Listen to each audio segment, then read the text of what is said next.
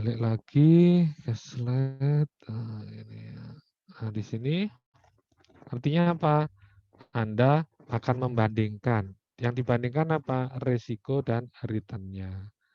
Resikonya kalau obligasi 0, standar deviasinya berarti 0, kemudian return obligasinya 2,9. Nah, artinya kita bandingkan sebenarnya kalau tanpa menghitung sih rata-rata kalau obligasi ya memang return-nya rendah tapi resikonya 0. Kalau mendasarkan pada hitungan kita, maka kemarin kita harus menentukan dulu ada kolom A ini ngomongin probabilitas, kolom B ini ngomongin return dari masing-masing probabilitanya. Maka kemudian dari rate of return masing-masing kalikan probabilitasnya ketemu total return gitu kan perkaliannya, maka expected return-nya 2,65 gitu ya, 265. Ini expected return-nya. Jika dibandingkan return obligasi, udah nampak sebenarnya dari sini. Tanpa menghitung sebenarnya kalau soal dihitung ya, kalau ujian dihitung. Tapi kalau kita ngambil keputusan mungkin dalam praktek udah lihat kayak gini, sebenarnya ya udah. Dari return-nya ada udah kelihatan 2,9 obligasi. Pilih obligasi tanpa harus menghitung risiko karena risikonya 0. Cuman kalau soal ujian ya kita ingin tahu risikonya kan. Nah, tinggal kita menghitung return-nya, rate of return-nya dikurangi dari total expected return. Jadi 0,45 minus dikurangi dengan 2,65 gitu ya. Itu dapat apa? Sebenarnya yang kita butuhkan selisih antara rate of return dengan expected return kuadrat. Sebenarnya kan itu yang kita dapat selisihnya di kolom D, maka kita kuadratkan. Angka inilah yang menjadi dasar untuk menentukan varian kan nanti gitu ya. Setelah dapat kuadratnya, maka kemudian dikalikan. Ini dikalikan FE. Dikalikan dengan rate of return ini. Jadi Anda kalikan dengan probabilitasnya gitu ya. Kalikan dengan probabilitasnya. Ketemulah ini di total ketemu varian Anda akar 2,7 udah kelihatan. Sebenarnya tanpa menghitung tadi kita udah tahu bahwa sebenarnya kita bisa milih obligasi. Apalagi kalau kita bandingkan dengan standar deviasi, resikonya 2,7%. Padahal obligasi bisa dikatakan risk free gitu ya. Ya, yang dipilih obligasi. Jadi kombinasi soal seperti ini. Di kasus ini artinya sekarang tidak aja bicara individual, tapi dibandingkan dalam pilihan. Yang ketujuh, nah kalau tadi kan bisa, mungkin kalau di obligasi gampang lah, obligasi sudah berisiko, selisih dikit.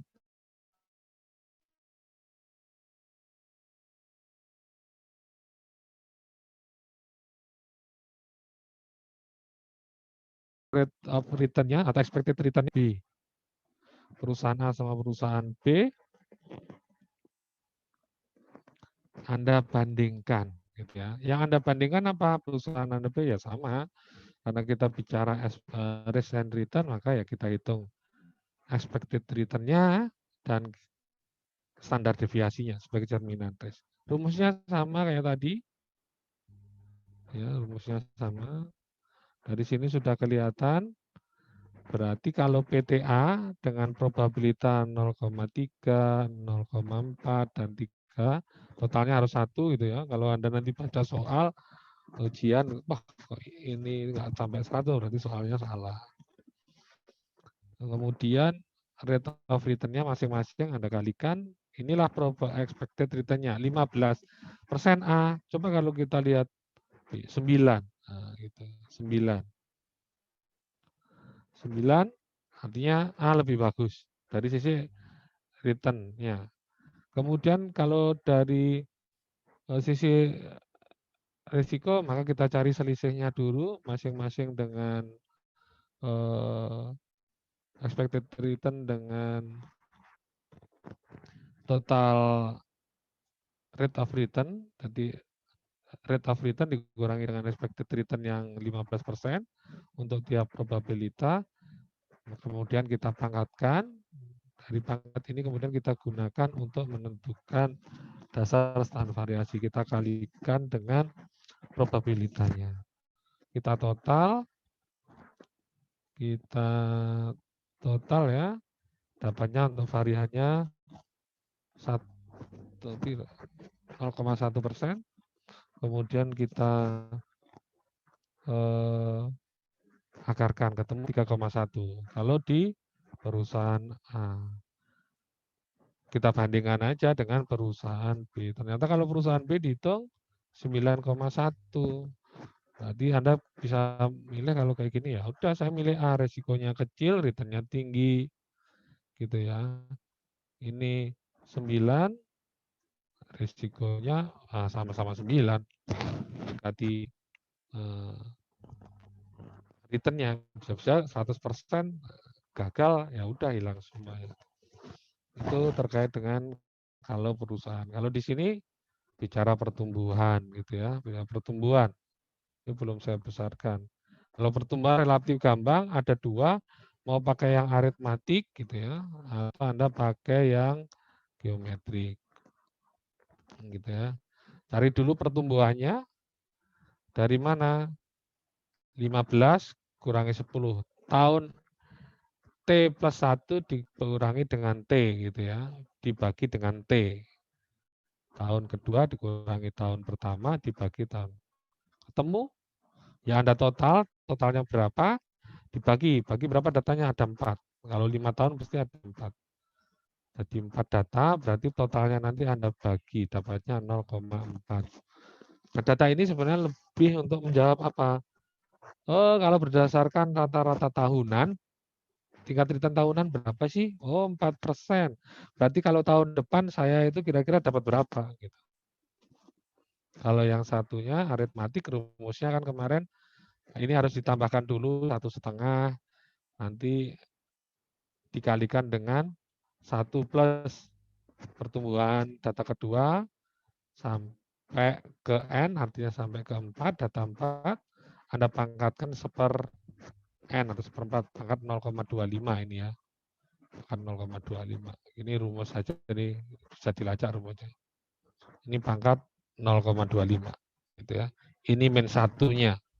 Setelah di min 1, dapatnya 1,02. Ini fungsinya apa?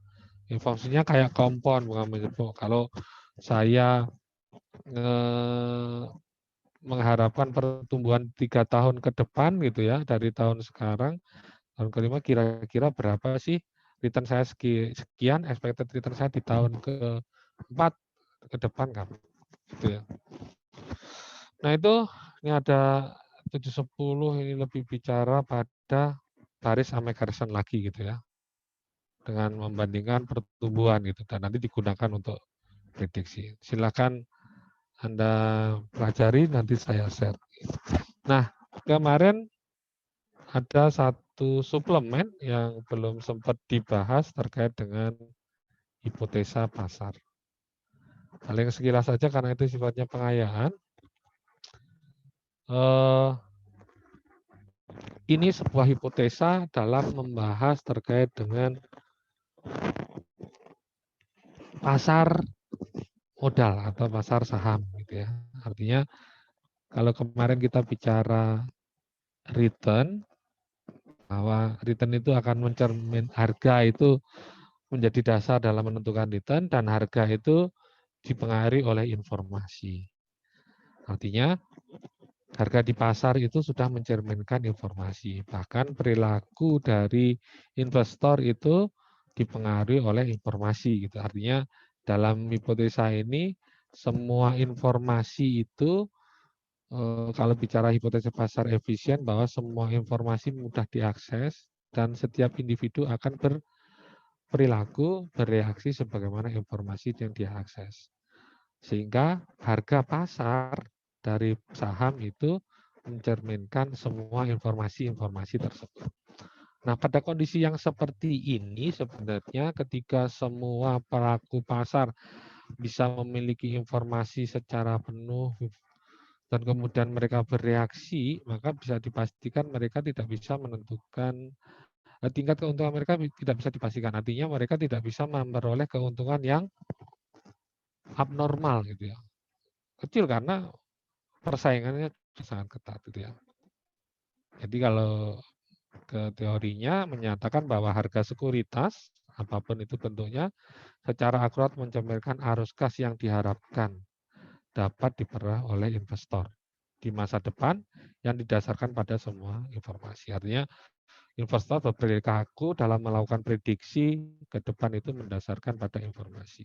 Dan tentunya informasi antara saya dengan teman saya atau dengan Anda sama, maka dengan demikian kita tidak mungkin akan mendapatkan tingkat keuntungan yang sangat tinggi atau bisa dikatakan abnormal return dari pasar.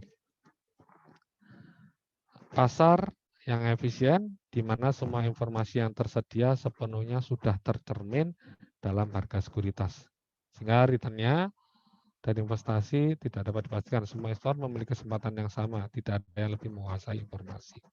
Nah, berdasarkan teori ini, maka kalau kita melihat ke pasar, maka berdasarkan pasar ini, maka pasar efisien bentuk lemah, ada bentuk semi kuat, ada bentuk kuat. Nah, bentuk kuat tadi yang perfect, yang artinya yang semua informasi dapat diakses. Nah, kalau bentuk lemah ya masih kemungkinan investor mendapatkan abnormal return itu masih sangat terbuka peluang. Kenapa? Karena memang akses informasinya terbatas. Hanya pihak-pihak tertentu yang mungkin mempunyai akses. Dengan pihak lain secara besar, sebagian besar enggak. Sehingga dia bisa, karena dapat mendapatkan akses, dia lebih tahu tentang kondisi perusahaan, sehingga dia akan tahu bagaimana kondisi pasar itu apakah sudah mencerminkan kondisi perusahaan atau belum, dia akan tahu. Under atau over akan tahu dia. Sehingga dia akan melakukan aksi tertentu itu dia akan bisa memprediksi gitu ya. Sehingga kalau orang yang mendapatkan akses akan mendapatkan tingkat return yang abnormal. Ada juga yang semi kuat, mungkin kayak Indonesia ini relatif semi kuat, itu artinya informasinya juga relatif mudah diakses walaupun tidak semua. Namun untuk pihak-pihak tertentu yang terkait dengan analis mungkin ya, terkait sekuritas itu mempunyai akses yang lebih gitu ya. Walaupun kita bisa saja mendapatkan akses laporan keuangan, laporan prospektus perusahaan gitu ya, itu bisa. Namun kemampuan kita akan jauh berbeda dengan yang mungkin lebih pengalaman dan atau lebih mempunyai hubungan dengan perusahaan. Sehingga dalam kondisi seperti ini masih mungkin beberapa pihak mendapatkan keuntungan yang tinggi namun tidak setinggi dengan kondisi efisien bentuk lemah. Sehingga kalau kita bicara pasar gitu ya, itu umumnya berada pada bentuk lemah sampai bentuk semi kuat gitu ya. Secara umum pasar modal dunia ini diharapkan setidaknya efisien, bentuk lemah dan semi kuat gitu ya. Jika memang ada strategi mengambil untung yang simpel di pasar modal, maka ia akan menarik perhatian investor gitu ya.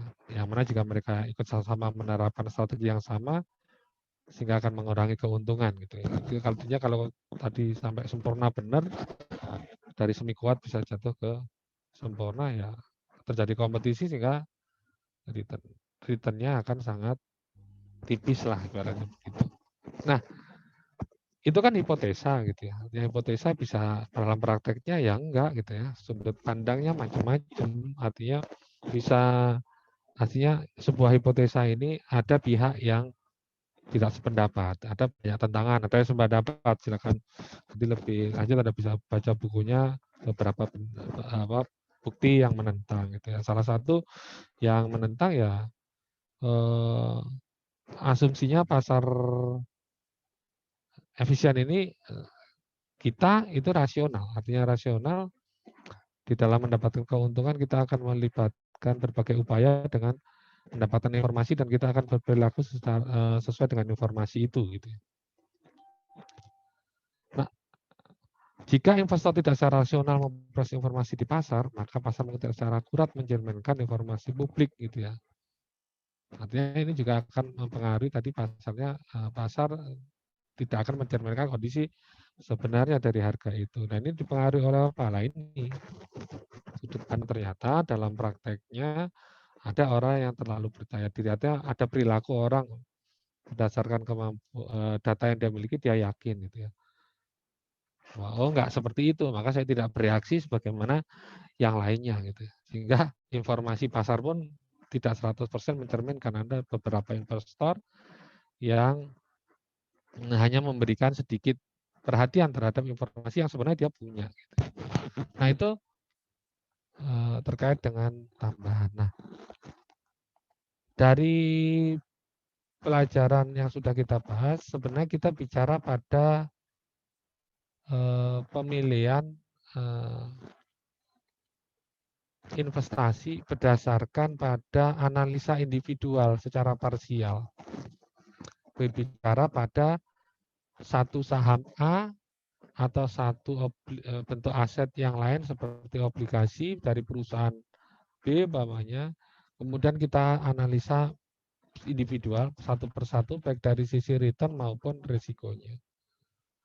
Tapi kita tidak mempertimbangkan bagaimana hubungan antar risiko itu. Jadi kita tidak melihat risiko, bagaimana risiko dari kedua saham itu kalau umpamanya kita ingin membeli dua-duanya. Atau bagaimana kita berupaya meminimal risiko gitu ya. Jadi kita sudah tahu risikonya, umpamanya tadi ada 9,1 yang di soal tadi ya, atau satunya ada 2, anggap aja 9 sama 2. Kalau rata-rata 2 itu kan berarti 9 tambah 2, 11, 5,5. Kalau kita bicara standar deviasi di rata-rata risikonya dari 2 itu. Bisa nggak kira-kira kita itu menurunkan lagi dari risiko itu? Kalau bisa bagaimana caranya? Nah, bicara kita return dalam investasi di saham, bahwa banyak pilihan investasi yang ada di pasaran. Artinya di pasaran itu ada ribuan saham, ada ratusan saham. Maka bagaimana? Artinya apa? Return-return di pasar, return-return dari seluruh perusahaan itu bisa saja menyampaikan return individual maupun return pasar. Bisa jadi investasi yang kita lakukan individu akan mempengaruhi return di pasar. Karena apa? Masing-masing perusahaan mempunyai risiko kan gitu ya. Dan kita berusaha untuk memegang sebuah saham 1, 2 atau 3 itu yang diharapkan memberikan return yang optimal dengan mempertimbangkan berbagai risiko yang ada di pasaran. Sehingga bicara return lagi, kita tidak bisa bicara return hanya satu saham, karena kita mempunyai kemungkinan adanya alternatif mendapatkan berbagai macam pilihan investasi. Nah, tentunya berbagai macam investasi itu kita memiliki berbagai macam risiko. Bisa risiko yang terkait dengan perusahaan, bisa juga risiko yang terkait dengan pasar. Aksi perusahaan bisa mempengaruhi return seluruh saham, atau kondisi pasar kondisi pasar secara keseluruhan bisa mempengaruhi return pasar maupun return individu. Nah, maka kemudian di pertemuan kita kali ini di bab 8 kita akan bicara teori tentang risk dan return di pasar modal. Ini menjadi penting, kenapa? Menjadi konsep pengenalan risiko pasar yang nanti akan kita gunakan di dalam menentukan nilai saham sebuah perusahaan. Ya. Jadi ini konsep di pertemuan ke-8 ini kita lanjutkan bagaimana kaitannya risk dan return individual dikaitkan dengan pasar modal, intinya begitu. Dan bagaimana konsep ini kemudian akan kita kaitkan sedikit nanti ketika menerapkan di penilaian bisnis.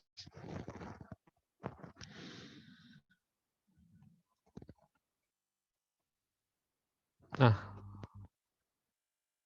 risk and return capital market theory. Jadi kita akan mengaitkan risiko dan return dengan teori pasar modal.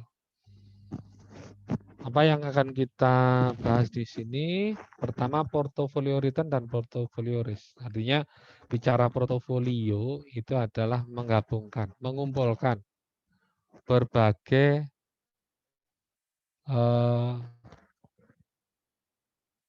bentuk atau jenis investasi. Nah, memang kalau kita bicara investasi, maka harapan kita adalah return. Tapi di satu sisi tadi ada risiko.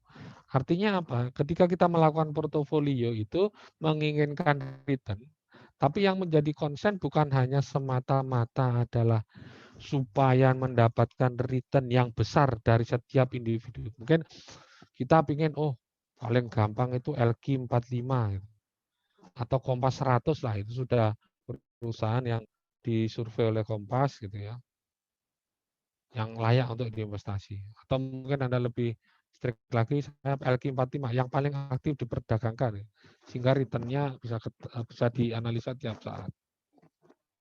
Tidak hanya serta-merta mendapatkan return dari perusahaan-perusahaan terpilih yang tinggi, tetapi karena ada risiko di dalamnya, maka portofolio ini justru tujuannya lebih kepada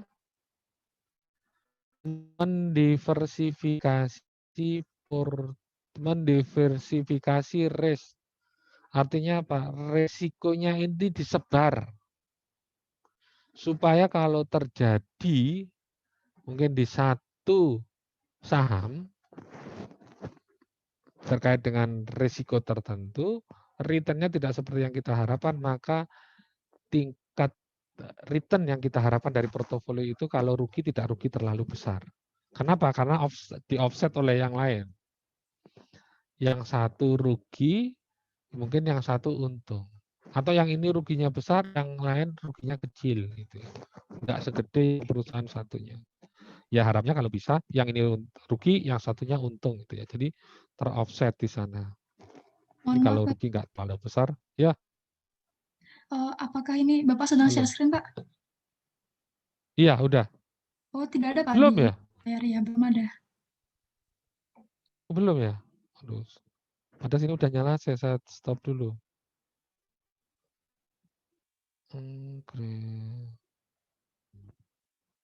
Udah ada nampak?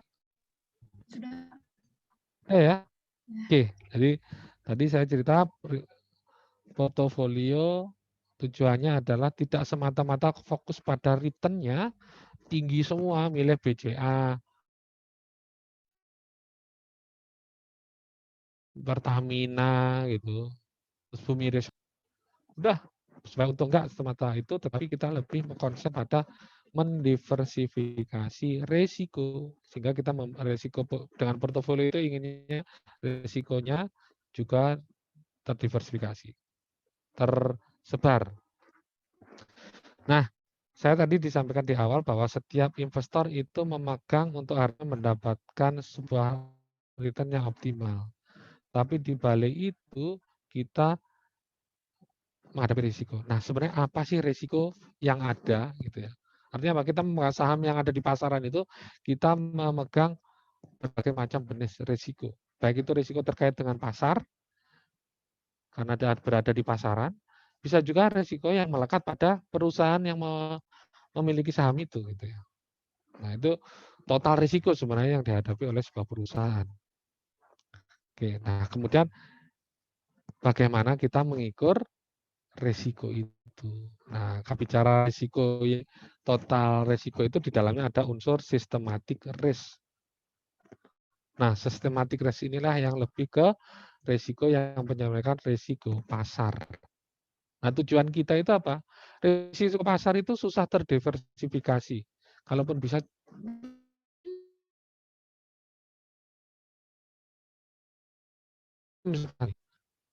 artinya diversifikasi. Berarti ada risiko yang lain yang bisa diversifikasi. Padahal total risiko kita ada risiko sistematik dan yang tidak terdiversifikasi dan ada yang terdiversifikasi. Kalau sistematik risk ini tidak bisa terdiversifikasi, dengan portofolio itu harapannya risiko diversifikasinya menjadi lebih kecil sehingga total risiko kita menjadi lebih kecil.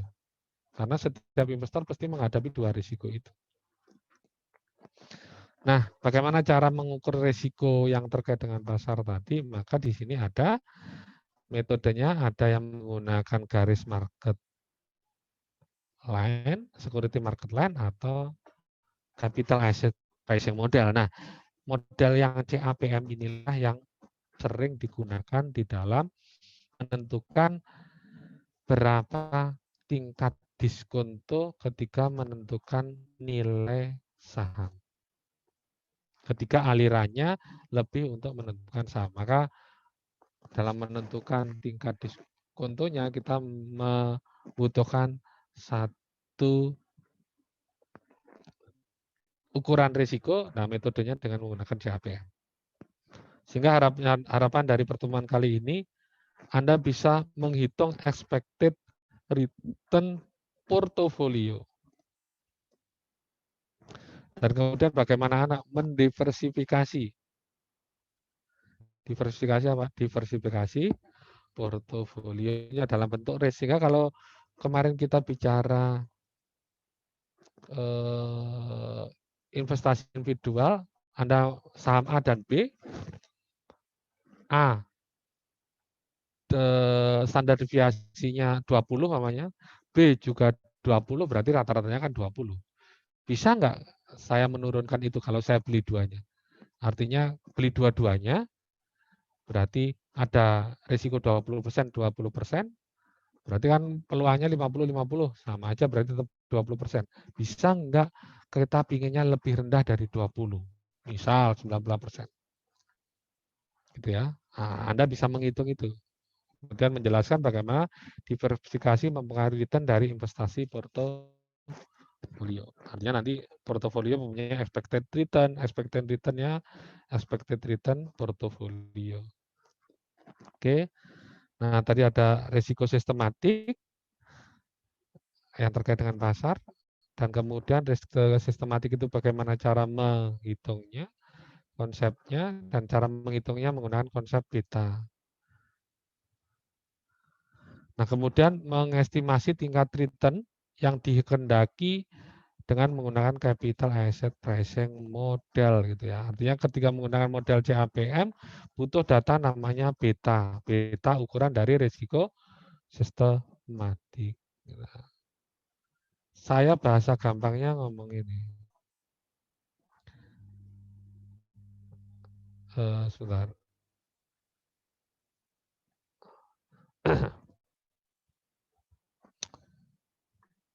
Di awal. Jadi gini, mengekspresi tingkat return, berarti kan expected return ya. Dari apa? Dari investor. Yang ini dengan model capital asset model. Sama dengan apa gitu, intinya gitu ya.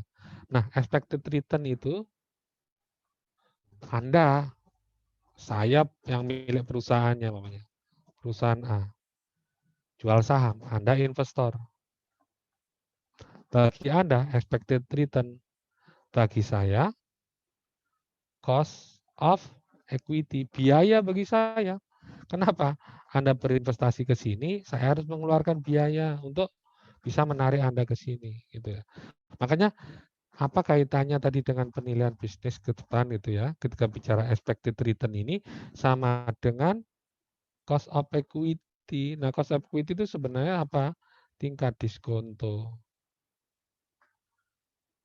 Nah, saya kemarin di awal sudah selalu bilang, kalau tingkat diskonto itu untuk merubah aliran menjadi sebuah value. Nah, alirannya apa? Ya berarti saham, kalau bicara CAPM.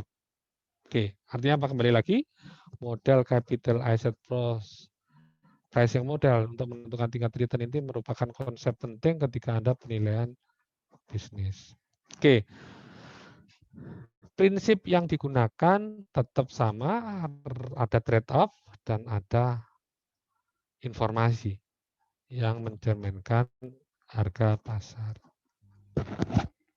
Oke, sekarang kita masuk dulu ke return portofolio dan juga risiko portofolio.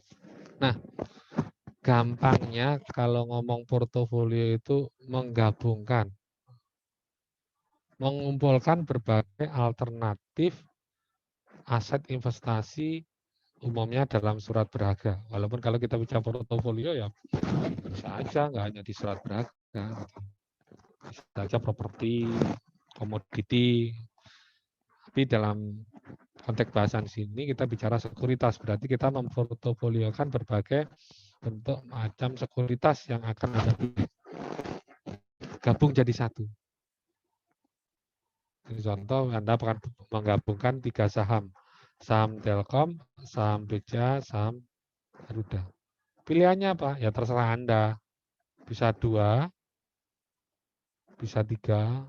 Proporsinya berapa? Ya tergantung Anda. Artinya berarti portofolio itu tergantung dengan kemampuan dan preferensi Anda dalam membentuk bobot masing-masing. Persentase mungkin 33,3. Atau mungkin yang sini 50%, Telkom 25%, BCA dan Garuda juga 25%. Pilihan Anda. Oke. Nah, ini merupakan sebuah strategi siapa? Nah, kalau Anda manajemen keuangan ya manajer keuangan untuk mengoptimalkan uang Anda yang idle belum expired. Bisa juga kalau manajemen investasi di reksadana dia akan mengumpulkan dalam berbagai pilihan. Atau Anda sendiri mau membeli paket-paket reksadana yang mana gitu ya, yang nanti akan diolah uangnya oleh mereka. Artinya strategi untuk apa? Untuk meminimalisir risiko. Jadi lagi kita harus memahami nih, di sini kita lebih fokus ke resikonya gitu ya. Lebih fokus ke resikonya. Bukan semata-mata hanya bicara return-nya. Dengan strategi kombinasi investasi pada berbagai jenis aset dengan risiko tertentu dapat dikurangi. Sehingga risiko portofolio turun tanpa menurunkan ekspektasi tingkat return. Anda punya ekspektasi tingkat return, tapi risikonya turun lebih rendah dari mana? Daripada rata-rata standar deviasinya individual. Kalau bicara di manajemen itu keuangan, jangan meletakkan telur Anda dalam satu keranjang. Gitu. Tapi letakkan di beberapa keranjang. Telur ibarat uang Anda. Kalau di satu keranjang, keranjangnya jatuh, hanya beli saham BCA, BCA jatuh, udah amblas uang Anda gitu. Tapi kalau Anda pecah-pecah, disebar, diversifikasi ke beberapa saham, BCA jatuh, mungkin Mandiri masih untung atau bahkan lebih tinggi, teroffset atau mungkin lebih besar. Artinya gini, kita tidak bicara untung yang tinggi tapi yang optimal. Beda lo individual tadi kan, cari yang resikonya paling rendah, untungnya paling tinggi. Kalau di sini enggak, kita bicara yang optimal. Nah, ukuran optimal ya enggak bisa. Hanya kita meminimal risiko itu ya. Atau kalau dulu saya waktu masih kuliah tahun 95 di sini gitu ya. Informasinya Jakarta rawan, banyak copet, banyak ini. Maka diversifikasinya gimana mengembangkan uang saya gitu ya. Kalau saya dulu diajari orang tua, uang yang saya bawa gitu ya, kamu simpan di beberapa tempat. Ada yang di kaos kaki, ada yang di tas, ada di saku celana pendek dalam, ada yang di celana kantong, dan ada yang di jalan, di uang, di apa sedikit aja yang di saku gitu ya, karena saku lebih mudah untuk di. Nah itu contoh gampang kalau kita mendiversifikasi. Sebenarnya apa? Supaya risikonya lebih kecil, bisa turun gitu ya. Nah, tadi bicara return portofolio, maka bagaimana cara menghitungnya? Nah, tadi kan tergantung Anda mau berdasarkan analisa Anda, mungkin yang risikonya kecil, beli lebih banyak. Kalau risikonya menurut Anda lebih besar, maka lebih lebih kecil gitu ya. Dari mana risiko itu Anda peroleh? Ya mungkin dengan hitungan sederhana individual kemarin. Sehingga nanti ketika kita memberikan menentukan besarnya expected return sangat dipengaruhi oleh bobot. Bobot apa? Bobot dari masing-masing tingkat return. Dari mana setiap investasi dari berbagai macam jenis investasi yang Anda pilih.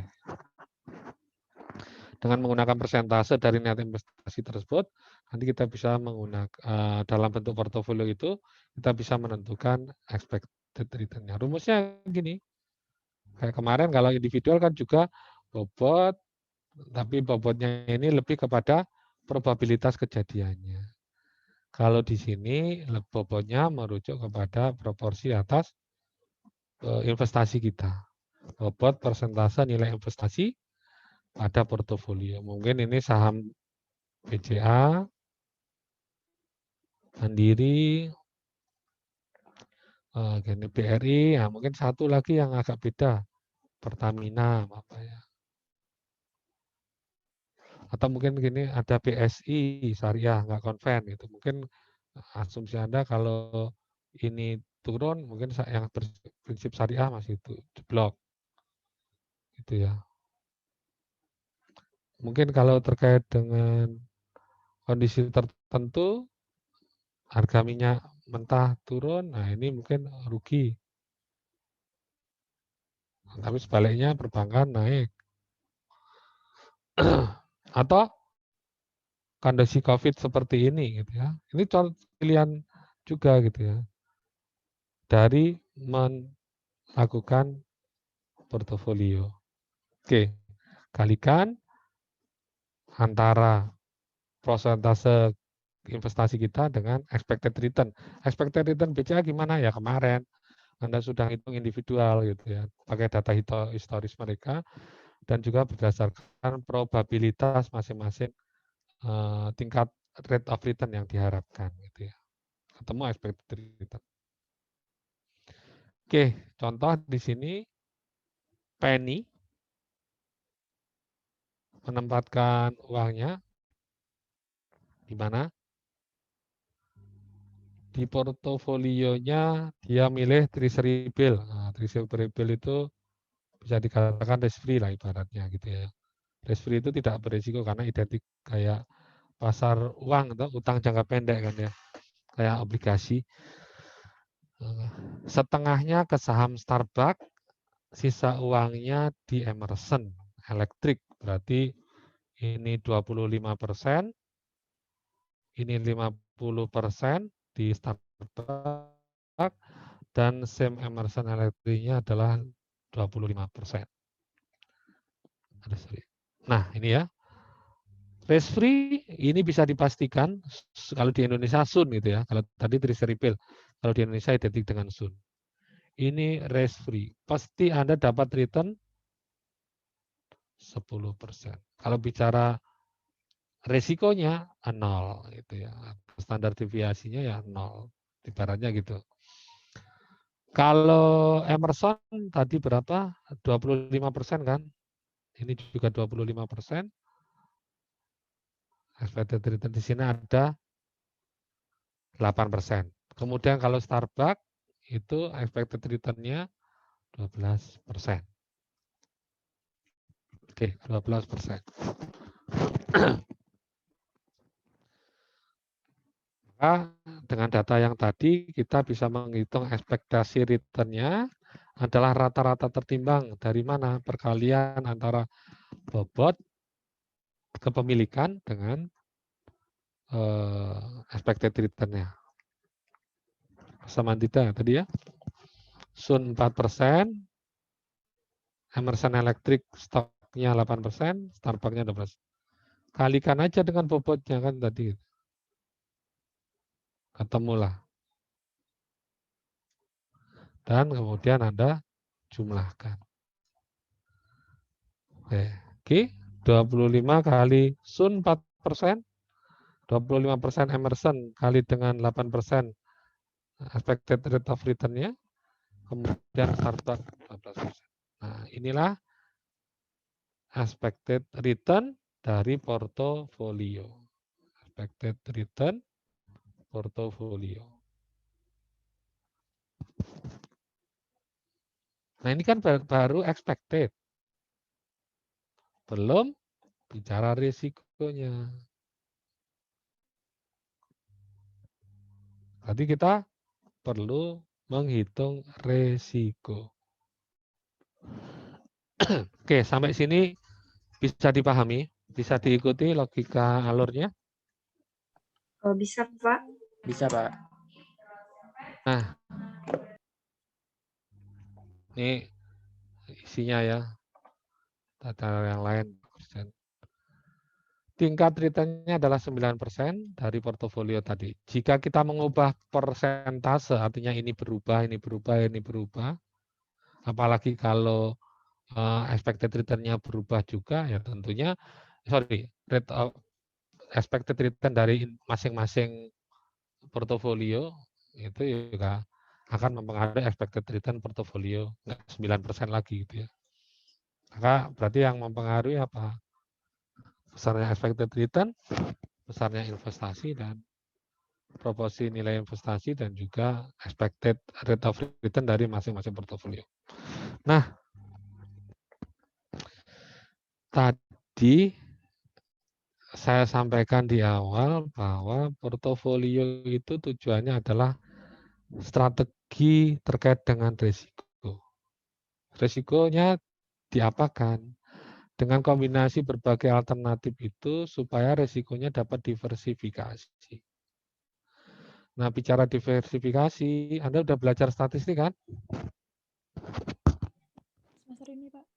Iya, udah sampai tentang koefisien korelasi atau korelasi? Belum, Pak. Standar deviasi. Belum, Pak. Oke, baru standar deviasi ya. Nah, kalau ngomongin korelasi itu berarti ngomongin apa sih? Berkorelasi. Hubungan. Hubungan. Nah, sekarang tadi kan kita punya dua jenis saham lah, A, B.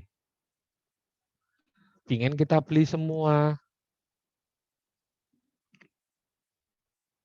Atau kita berinvestasi tidak di saham. Ini jenis produk tertentu A atau B.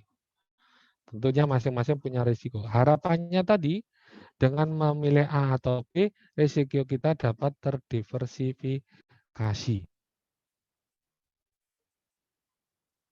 Artinya, kalau ini turun, harapannya ini naik kan gitu ya.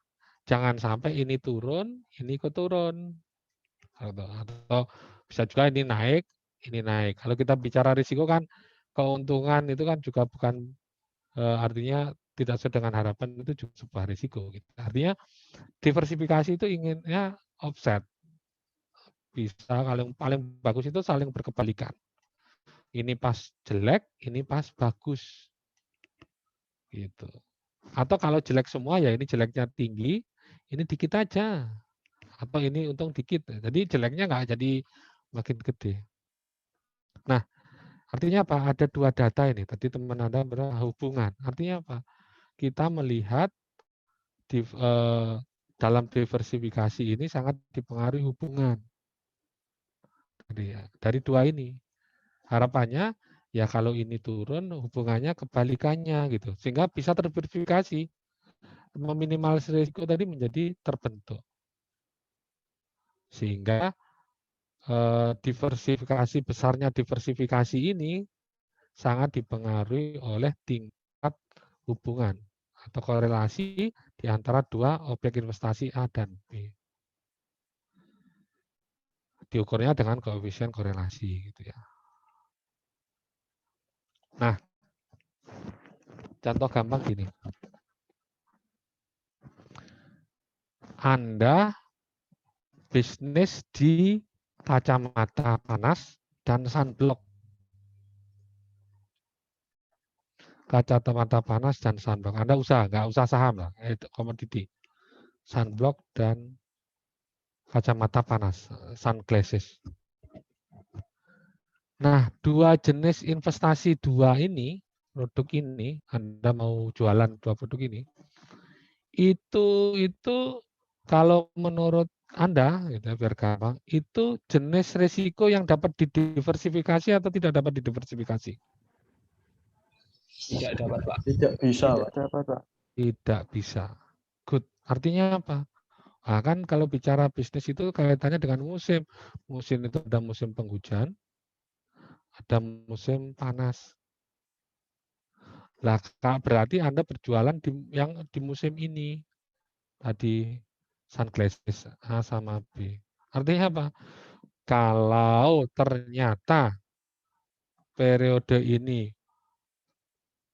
hujannya 8 bulan, sedangkan periode panas cuma 4 bulan. Wah, berarti yang laku bisnis yang terkait dengan yang lain, yang musim penghujan, payung, jas hujan, gitu.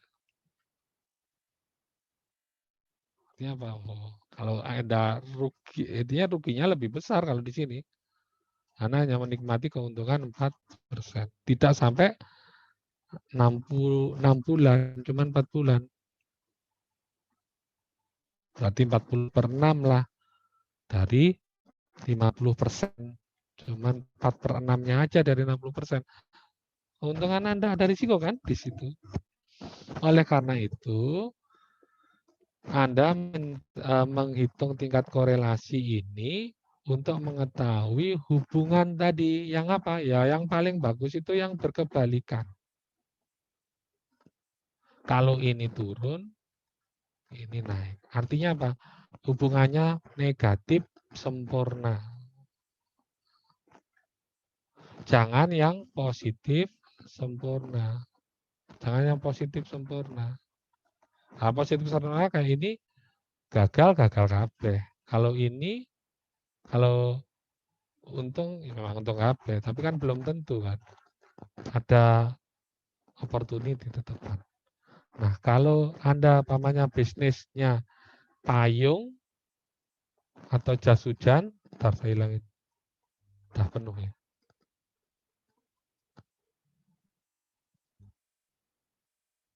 Aduh, kok ini.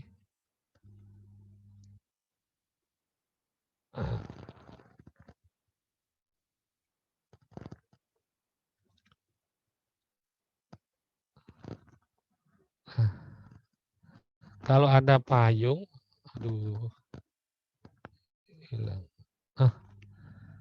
Payung atau jas hujan, satunya kacamata panas. Nah, inilah yang terdiversifikasi. Kalau ternyata saat ini musim penghujan, ya Anda ini untung, ininya turun. Tapi teroffset lah. Kalau ternyata ini kalau bicara 6 bulan, 6 bulan. Tapi ternyata sini 4 bulan, ya untungnya lebih kecil. Ini untungnya lebih tinggi. Kan gitu. Untungnya tertutupi, yang 4 bulan tertutupi dengan keuntungannya di sini. Nah, itu sehingga kalau bicara korelasi, hubungannya ada yang negatif sempurna, ada yang positif sempurna. Sehingga yang bagus itu artinya kalau kita bicara analisa risiko dengan melihat diversifikasi portofolionya dengan koefisien korelasi yang mana? Yang menuju ke arah sini. Jadi pilihannya apa? Yang lebih rendah atau negatif. Artinya apa? Ketika hitungan koefisien korelasinya kurang dari 1 atau lebih rendah dari 1 atau bahkan menuju negatif mengenai setengah gitu ya, itu menunjukkan bahwa tujuan dari strategi diversifikasinya tercapai gitu ya, diversifikasi tercapai. Oke, ini jadi ya no benefit, maksimal benefit, nah substansial itu. Substansial ya banyak substansi di antara di sini dan di sini dari 0 itu. Nah, kalau ini tengah-tengah ya, bakbu lah ini. Titik kritisnya di situ, batasannya di situ. Tapi kita menteri yang ke sini, semakin ke sini.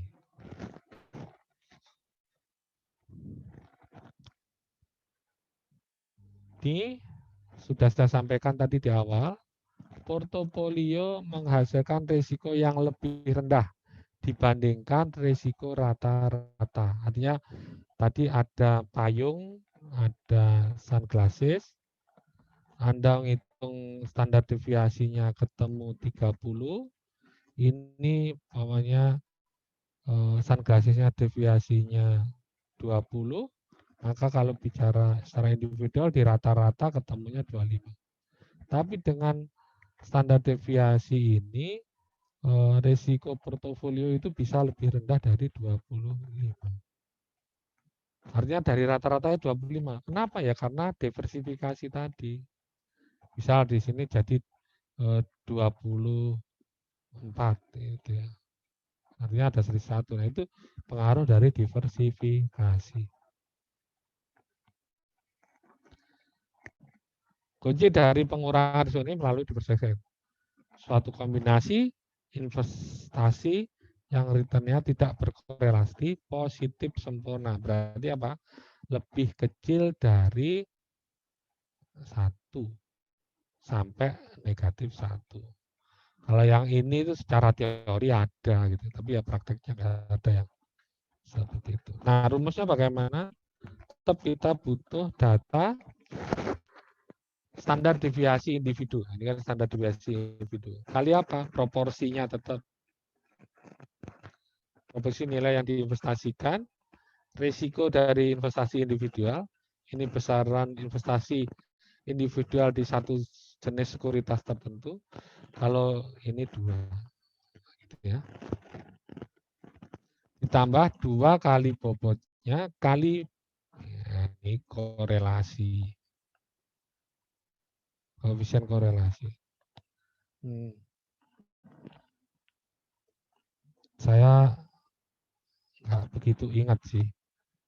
Di buku ini nggak membahas cara menghitung, tapi kalau nggak salah ini apa rho ini sebagai estimasi korelasi kalau nggak salah X min X bar, nanti tinggal dikonfirmasi ke dosen statistik ya, Y min Y bar. Artinya data 1, saham 1 ini saham 2 dibagi dengan akar X min X bar rata-rata X bar kuadrat kali Y min Y bar kuadrat. Ini kalau nggak salah seperti ini. Tapi kalau di manajemen keuangan datanya udah dikasih.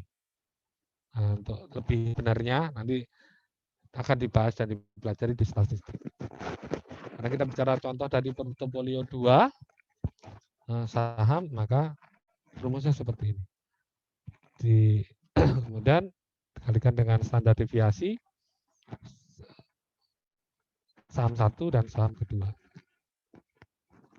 Nah, ini contoh. Bukan contoh, artinya plotting beberapa hubungan dari sahamnya Apple dan sahamnya Coca-Cola. Di sini koefisien korelasinya 1 misalnya. Ada tingkat return 20%. Ya. Artinya kalau seperti ini ya portofolio kita tidak mendapatkan return yang bagus karena resikonya tinggi gitu ya. Tinggi. Begitu juga sebaliknya, kalau kita di sini maka inilah yang korelasinya paling tepat. Anda bisa lihat di sini ketika ini kan plotting dari data-data di sini ya. Semua pada harapannya expected return-nya 14. Pada tingkat risiko yang paling tinggi, maka disitulah korelasinya 1. Karena bicara portofolio artinya apa? Bergerak ke arah yang sama. Sama-sama. Begitu juga sebaliknya kalau korelasinya -1, standar deviasinya 0. Artinya bicara standar deviasi pada saat risiko. Berarti nggak ada risiko. Ya. Kita lihat di sini. Ketika ininya 0, ini 0 tingkat risikonya. Koefisien korelasinya, standar deviasinya 0. Kalau di sini, balikan. Expected return-nya 20, tetapi standar deviasinya 1 gitu ya, positif sempurna. Oke, ini tadi udah. Nah, ini contohnya. Diharapkan Anda menentukan risiko portofolio dari expected return portofolio. Anda ingin berinvestasi di S&P indeks, yaitu Standard & Poor, ini IHSG kalau di Indonesia. Return harga ini saham pasaran, saham di bursa lah gitu ya. Dan dana internasional, berarti ini pasar uang ibaratnya. Korelasinya diasumsikan 75, berarti ROE-nya 75. Dan Sarah menempatkan separuh untuk setiap jenis investasi. Berarti di S&P-nya 50%, di dana internasionalnya juga 50%. Maka Anda menggunakan rumus yang tadi. Yang bobot kali expected return 1, 2, itu kuadratkan gitu ya. Kemudian bobot 2 kali bobot 1, bobot 2 dikali standar deviasi, kemudian dikalikan dengan standar deviasi 1 dan standar deviasi 2. Ini datanya, standar deviasinya dari S&P 20%, international fund 30%. Expected return-nya caranya gimana? Ya, Anda sudah bisa menghitung individual kemarin expected return. Untuk international fund-nya 14%. Nah, ini bobot investasinya tadi 50. Tinggal menggunakan data ini sebagai hubungan korelasi. Nah, hubungan korelasinya 75. Artinya nanti portofolio ini relatif bagus gitu ya, relatif bagus karena berkorelasinya berkebalik, tidak positif sempurna. Tadi sudah sampaikan rata-rata tertimbang antara investasi, nilai investasi dengan expected return-nya. Oke, samaan. Ini bobotnya S&P berapa tadi? 50 kan? Kemudian expected return 12 tadi ada kan? Satunya 14. Nah, ini expected return dari portofolio antara dana internasional dan S&P. S&P itu artinya saham yang ada di pasar saham.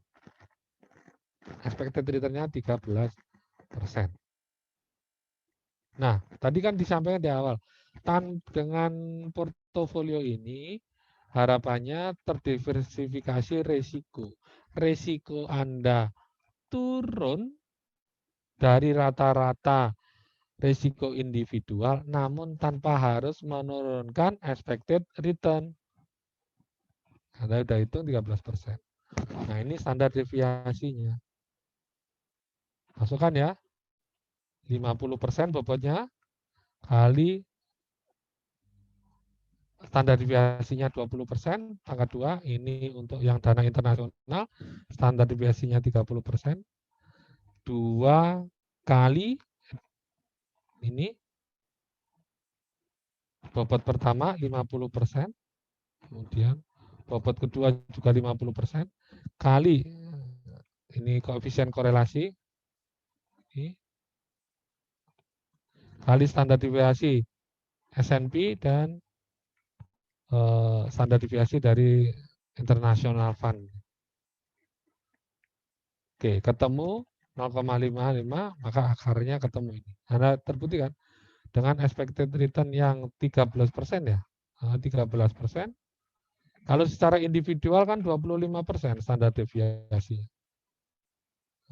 Tetapi ternyata dengan memilih yang koefisien korelasinya lebih rendah dari 1, maka terdiversifikasi 20%.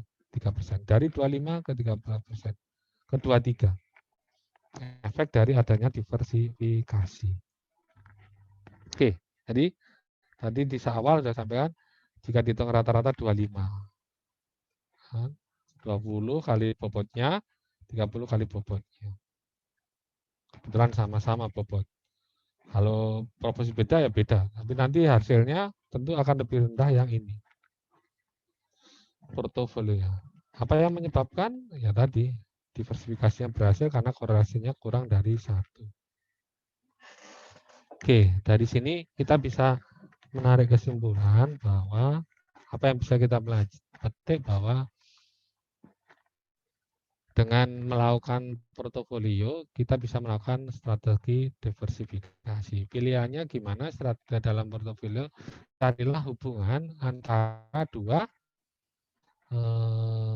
karena kita bicara koefisien korelasi ya, antara dua investasi, maka akan menghasilkan yang memiliki hubungan yang lebih rendah, artinya lebih rendah dari 1 atau menuju hubungan yang negatif sempurna atau menuju negatif. Oke, itu terkait dengan diversifikasi. Oke, ada pertanyaan sampai sini? Silakan yang mau bertanya. Pak, nanti biasa di soal ujian gitu, nanti itu kayak expected return individualnya biasanya tidak diketahui atau biasanya dicari lagi? Oh, kalau itu variasinya bisa dua-duanya, Mas. Artinya bisa Oh, itu bisa ya. udah diketahui gitu ya, Pak ya? Bisa diketahui, bisa juga Anda cari. Oh, Tapi tapi memang kalau nggak diketahui harus dicari kan, Pak ya? Iya, cari. Oke, Cari Pak. kan udah dipelajari kan kemarin di pertemuan 7 ya, gitu ya. Udah, Pak. Iya. Yuk, pertanyaan yang lain? Izin bertanya, Pak. Ya, silakan, Mbak.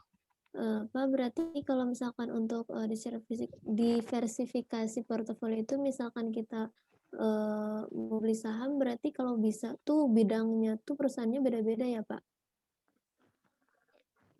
Atau Artinya bisa begini. satu bidang nanti tetap resikonya akan ini, Pak? Oh ya, artinya begini, bisa saja kita, nanti akan kita lihat, artinya begini Mbak. Satu bidang memiliki risiko, maksudnya satu bidang itu satu industri, ya. Satu kelompok industri kan, keuangan. Nah, keuangan nanti ada subsektor, Iya, betul, Pak. apa? Subsektor perbankan gitu ya. Ya, maka biasanya kalau terkait dengan pengaruh inflasi atau pengaruh dengan suku bunga gitu ya, yang paling berpengaruh ya, itu akan mempengaruhi tingkat return saham di sana gitu ya. Artinya gejolak perilaku investasi di sana akan berpengaruh. Nah, artinya apa? Boleh jadi Anda memilih diversifikasi terkait dengan perbedaan industri untuk meminimalisir gitu ya. Contoh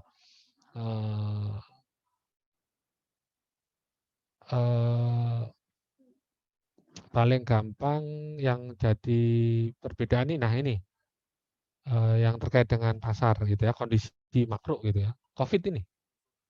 Nah, tapi kan nggak tahu ya, artinya kalau kita menganalisa sudah tahu dari awal, kita bisa mendiversifikasi antara perusahaan obat dengan perusahaan pariwisata gitu ya.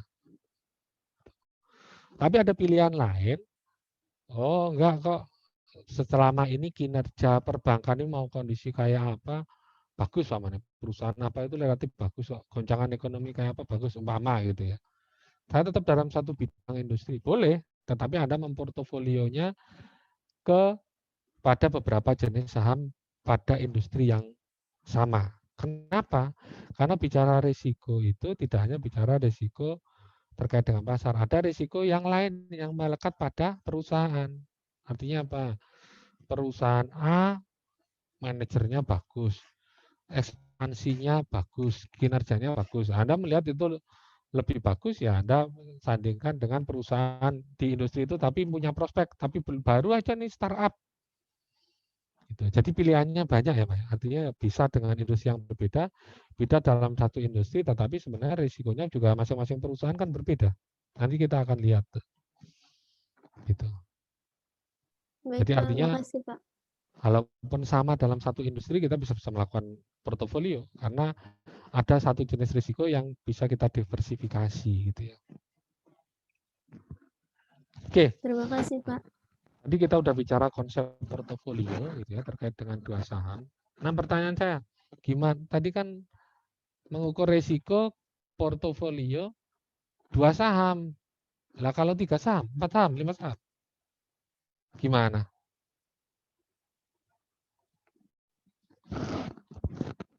Sama aja Pak, langsung dijumlah gitu. Sama? Pakai yang itu? Berarti sampai dikalikan 3, koefisien korelasinya 3. Gimana? Ya bakal berubah Pak, yang rumus belakangnya itu yang 2, W1, W2. Itu W1, W2, W3, W4 gitu ya.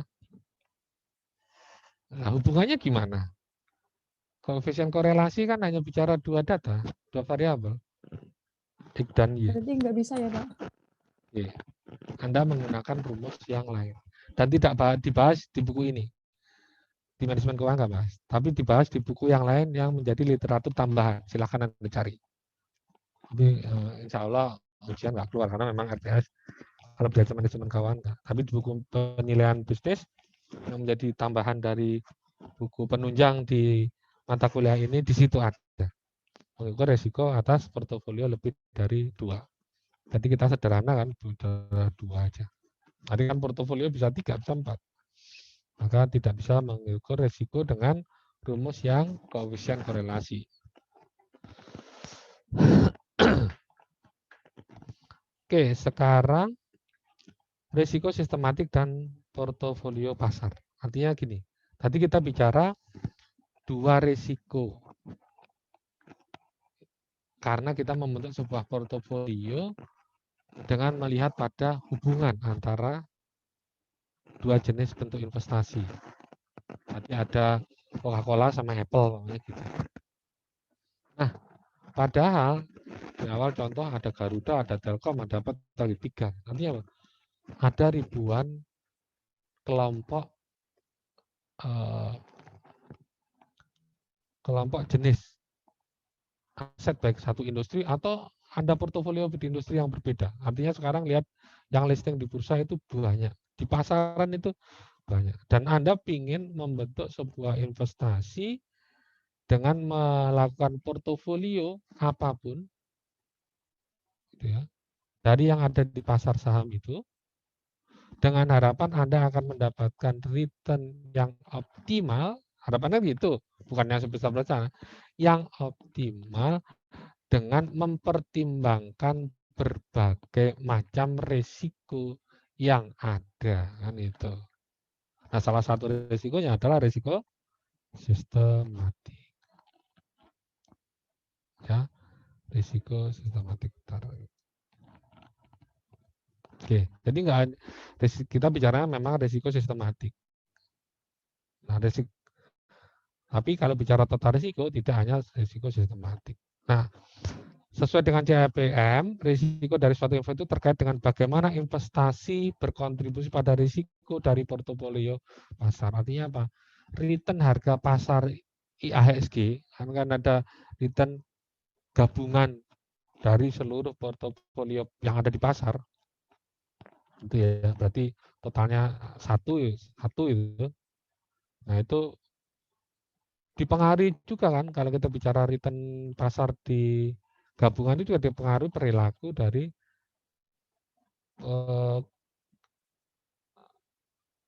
saham-saham individu yang ada di perusahaan-perusahaan yang listing di bursa. Artinya apa? Bagaimana investasi itu berkontribusi pada risiko dari portofolio pasar. Artinya risiko di sebuah industri atau di sebuah perusahaan akan mempengaruhi risiko di pasar. Artinya hubungannya kita akan melihat di sana, gitu ya. Sehingga kita ingin mengukur risikonya terkait dengan risiko yang ada di pasar itu. Nah, kita sebelum ke sana nanti harus paham dulu risikonya apa. Tadi saya sampaikan kita akan memegang portofolio atau sebuah investasi tertentu kalau enggak portofolio untuk mengoptimalkan return dengan risiko yang melekat di dalamnya. Nah, bicara risiko sebenarnya terkait dengan investasi ini ada yang risiko sistematik, ada risiko unsistematik. Kalau bicara begitu berarti di saham yang kita beli satu pun itu ya, satu saham itu di dalamnya ada risiko keduanya. Kalau sistematik biasanya kan gagal secara sistemik, artinya ada satu kasus, serempak akan merontokkan yang lain. Karena ada satu kondisi akan mempengaruhi kondisi return saham yang ada di pasar saham. Dan itu akan mempengaruhi semuanya. Hampir sebagian besar saham di bursa saham. Dan satunya resiko tidak sistematik. Sebenarnya kalau bicara risiko kemudian, nah ini risiko sistematik berarti satu risiko kalau itu termuncul, berarti semua akan mengalami risiko itu. Wah, berarti nggak bisa dihindari gitu. Artinya tidak bisa terdiversifikasi. Gitu. Oleh karena itu, konsep diversifikasi itu merupakan konsep penting dalam mengantisipasi risiko sistematik gitu loh. Karena apa? Ini tidak bisa terdiversifikasi. Maka kita perlu gimana? Oh, setiap saham itu punya risiko yang sistematik yang tidak bisa terdiversifikasi. Ada risiko tidak sistematik. Lawannya ini, lawannya sistematik apa? Yang bisa terdiversifikasi. Berarti bisa terdiversifikasi, bisa diminimalisir. Caranya apa? Portofolio tadi. Artinya apa? Risiko ininya turun. Karena kalau megang satu saham, maka risiko sistematiknya segini, risiko unsistematiknya segini. Ini ini sistemik. Tapi kalau kita tambah banyak portofolio, sistematiknya tetap, tapi an-nya semakin kecil. Nah, ini. Sehingga secara total risiko kita menjadi lebih kecil. Oleh karena itulah risiko sistematik menjadi konsep.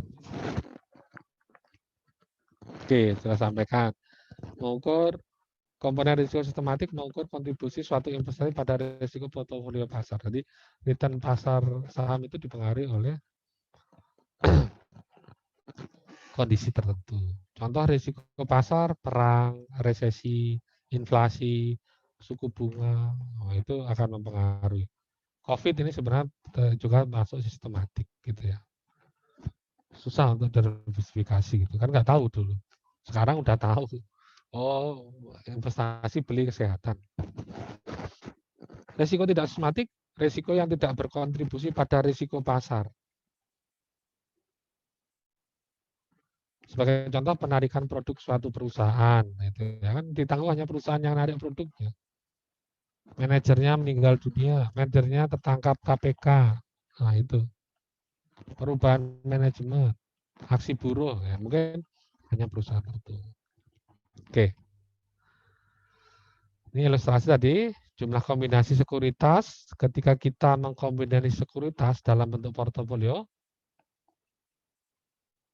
semakin banyak, maka risiko sistematiknya itu relatif sebenarnya bukan menurun ya, artinya relatif tetap secara total risiko dia akan menjadi tetap, yang harusnya gede menjadi semakin menurun gitu.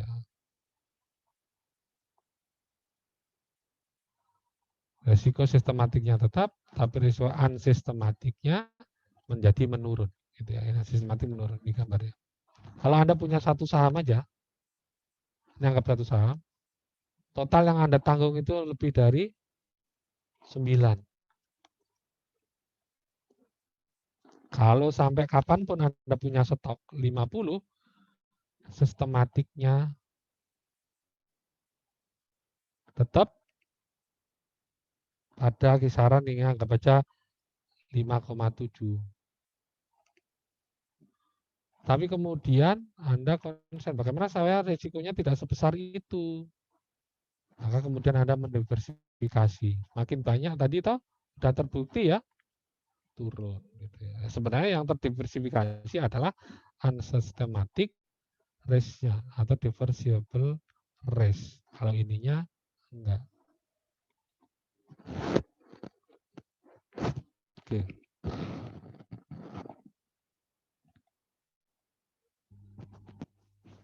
Nah, cara mengukurnya apa?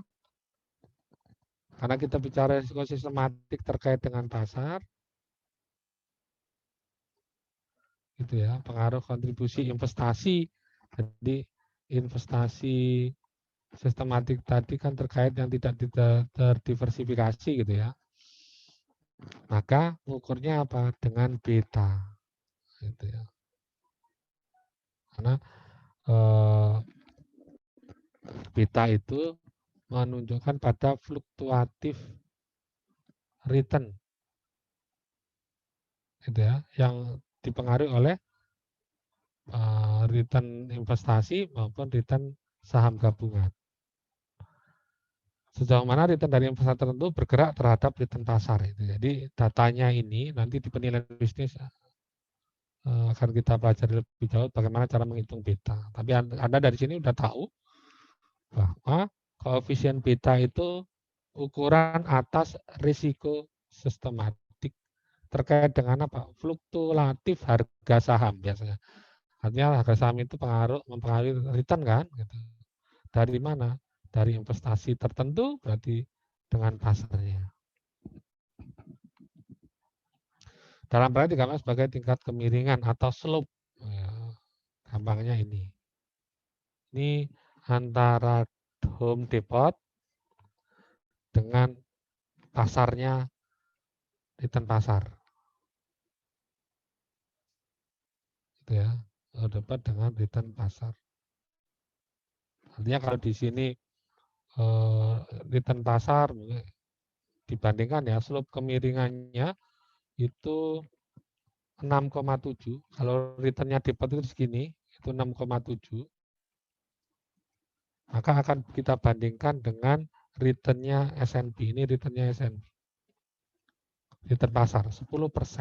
Berarti kemiringan slope-nya ya 67 bagi 10. Berarti 67%. 6,67%. Artinya apa? Ketika bicara return saham bergerak 10% gitu ya. Maka return saham depot cuma 10% gitu ya. Risikonya apa? Risiko pasar bergejolak sampai 10%, oh risiko home depot cuma 67%. Artinya kalau 6,7%, sorry, 6,7%. 67 bagi, 67%. Jadi kalau naik 1, kalau 1 kan 100%. Kemudian dia hanya naik 67%. Sebaliknya kalau bicara turun, dia turun cuma 67%. Kalau yang pasar turun 1 atau 100%, dia cuma turun 7%.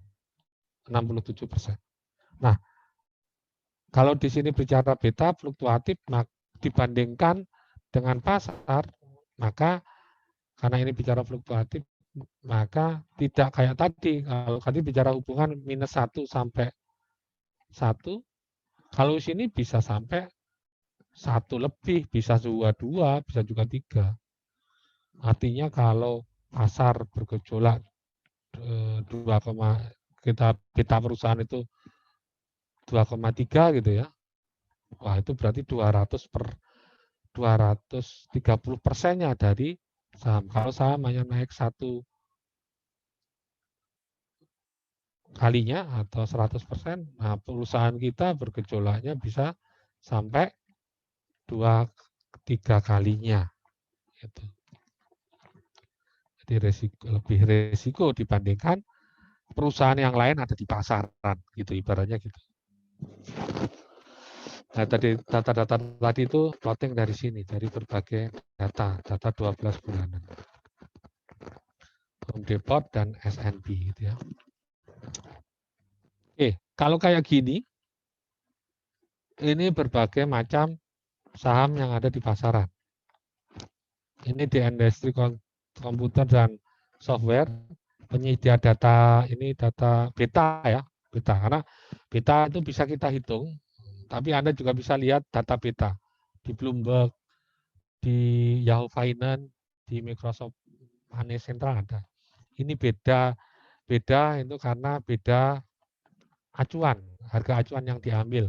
Di buku dikatakan gitu. Artinya mungkin di sini berawal dari tanggal 1 Januari, di sini berawal dari tanggal 2 Februari, namanya gitu. 1 Januari nggak ada ya. 2 Januari, di sini 2 Februari gitu. Beda dari awalnya. Tapi sama-sama bulanan, namanya gitu. Oke, atau gampangnya kita lihat yang data dari Yahoo Finance. Apple itu beta fluktuatif harga saham Apple jika dibandingkan dengan saham perusahaan 2,9, Dell 1,81, 1,27. Di perusahaan utilities itu 0,74, 0,4, 0,82. Jadi terkait dengan risiko return kita memiliki pengaruh dengan return saham. Berkontribusi saham di pasaran seperti apa. Kalau kayak gini Anda milih perusahaan yang mana yang kira-kira Anda pilih? Anda pilih dengan melihat betanya sebagai ukuran atas risiko sistematik.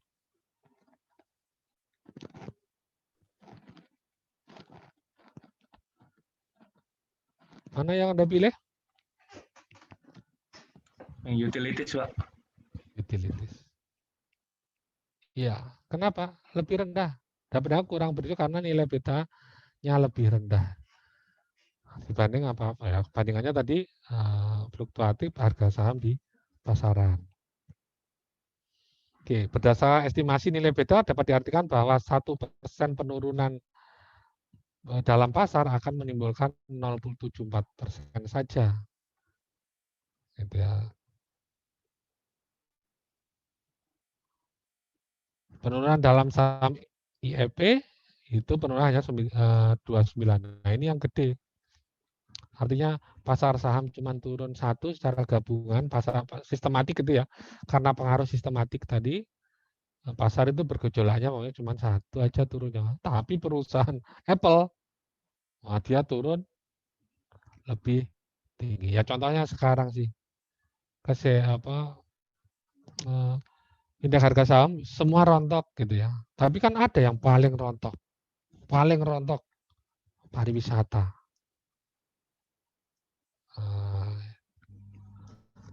Bandingkan logistik, makanan kena imbas tapi nggak sedasar tourism industry gitu atau hospitality industry. Hospitality industry rata-rata pada rontok semua. Gitu.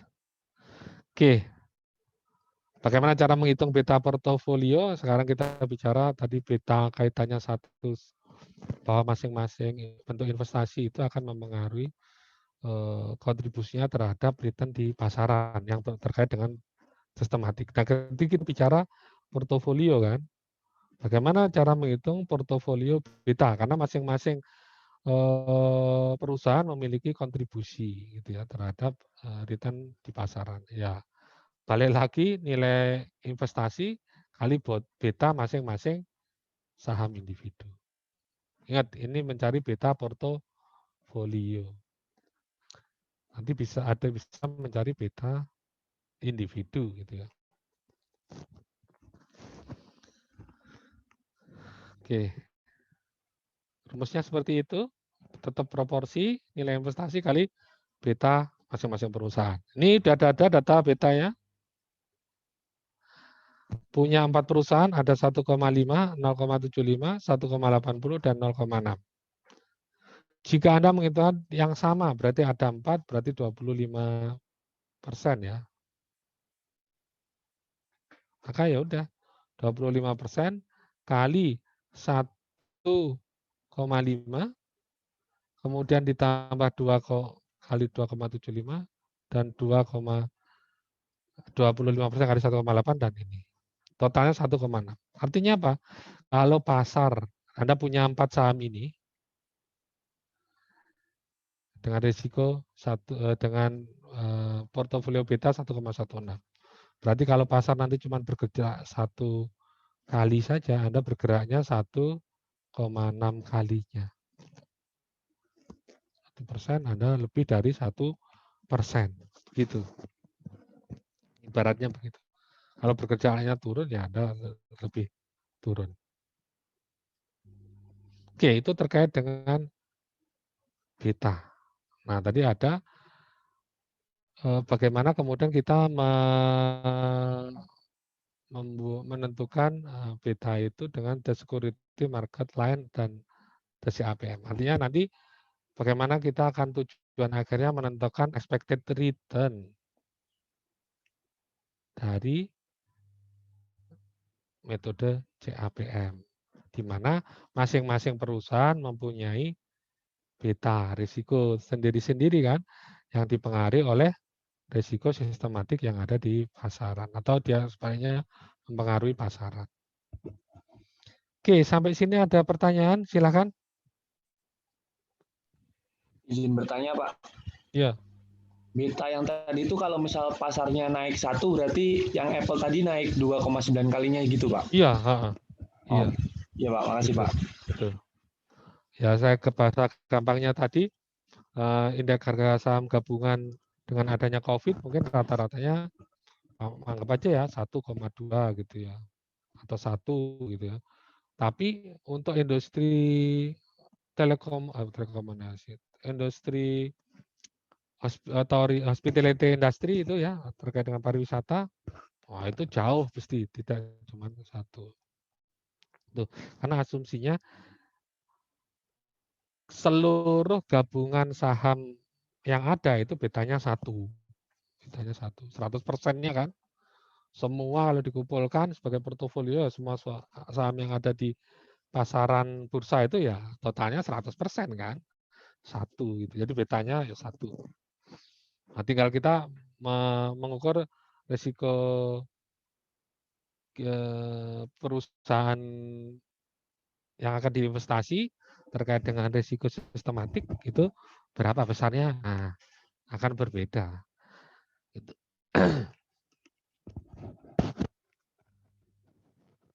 Ada yang kurang dari 1, ada yang lebih besar dari 1.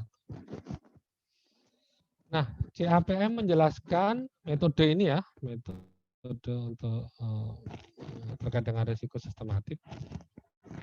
Menjelaskan bagaimana keterkaitan beta dengan tingkat return yang diharapkan. Ya. Jadi Anda sudah tahu beta itu ukuran fluktuatif. Beta ukuran fluktuatif return saham. Dengan tingkat return. Pertanyaan saya begini, kalau betanya berfluktuatif, artinya resikonya lebih besar, Pak. Lebih besar. Berarti pertanyaan saya, kaitannya dengan return nanti gimana?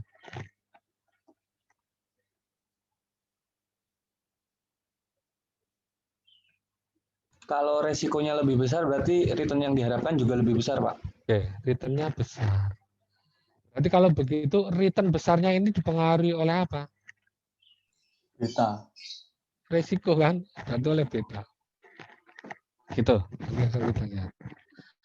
Investor akan memutar tingkat return yang tinggi atas investasi dengan beta tinggi. Gitu. Nah, kita akan melihat hubungannya beta dengan return. Nanti kaitannya dengan expected return. Gambar 84 memberikan gambaran return yang diharapkan dari beta untuk portofolio yang terdiri dari Sun dan saham. Nah, Sun itu risk free. Risk free rate artinya jenis sekuritas yang memiliki tingkat risiko 0, risk free rate 0. Dan risikonya 0, berarti standar deviasinya 0, gitu ya. Standar deviasinya 0. Betanya bisa aja dikatakan 0. Nah, ini market portofolio komposisinya nih. Anda sahamnya di pasar saham, sahamnya 0. Berarti 100% Anda investasikan di pasar obligasi. Nah, ini berarti betanya berapa? Ya betanya 0. Kan cerminan dari resiko. Expected portofolionya ini contoh ini, di sini sudah ada given data 6%. Artinya apa? Artinya apa? Kalau Anda menginvestasikan di obligasi, tidak menginvestasikan di saham, maka pasti Anda dapat 6%.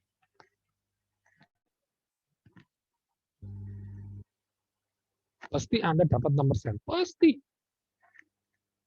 Sekarang pertanyaan saya, kalau kemudian Anda berinvestasi, mungkin dinaikkan dari menjadi 20 untuk persentase di market saham dan 80% hanya di obligasi pasar utang di obligasi. Berarti minimal yang harus Anda dapatkan, ini jangan lihat ini dulu.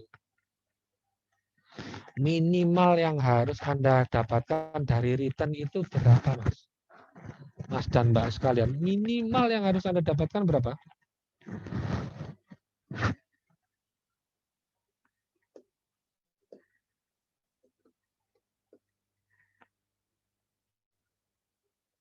Ayo. 6, Mbak. 6. Kenapa alasannya 6, Mas?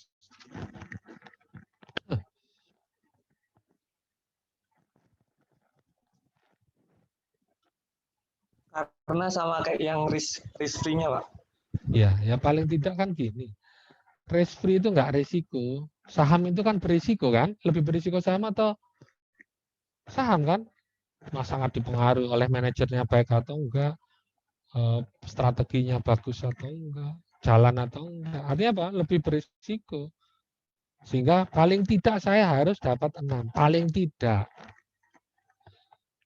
Berarti kalau Anda ingin berinvestasi di sini, Anda minta tambahan return enggak? Iya, Pak. Iya. Iya, Pak. Anda minta risk premium namanya. Risk premium. Tambahannya berarti selisih dari obligasi dengan return yang di sini kan? Iya nggak tambahannya? Betul nggak? Betul, Pak. Betul kan? Tambahannya. Kalau ini berarti tambah 1, tambah 2. Risk premium sebesar tambahannya. Nah sekarang, semakin ke sini semakin tambah ketika proporsi terhadap sahamnya menjadi lebih tinggi. Dengan beta yang juga semakin naik. Bahkan kalau Anda 100% di market, maka Anda betanya 1, karena sama kayak di pasar. Semakin tinggi. Nah, kalau begitu, besarnya risk premium Anda ini sangat dipengaruhi selain oleh risk free tadi, juga dipengaruhi oleh Expected return-nya, Pak. Expected return. ya, expected return kan cerminan dari ini. Expected return semakin bertambah ini dipengaruhi oleh, artinya expected return bertambah, ada risiko yang bertambah, maka Anda menambah dengan risk premium. Risk premium itu merupakan selisih dari expected return ini dengan minimal risk free-nya. Itu yang harus Anda tambahkan, ya, ketemu 8. Sebenarnya ketemu 8 itu di dalamnya ada gampangannya tambah 2 risk premium. Secara gampang, walaupun nanti kita menghitungnya pakai slope ya. Perubahan beta sama perubahan return ke sana. Tapi intinya apa? Anda bisa lihat ada risk free minimal ada 6 tambah seiring dengan return-nya. Itulah yang dinamakan berapa tambahnya premium, dan ini sangat dipengaruhi dari apa? Ini lihat, semakin ke sini semakin meningkat, berarti juga dipengaruhi oleh beta. Sehingga kalau bicara expected return sama dengan, sorry, saya hilangin dulu biar enak dilihat. Kalau bicara expected return secara rumus, tuh.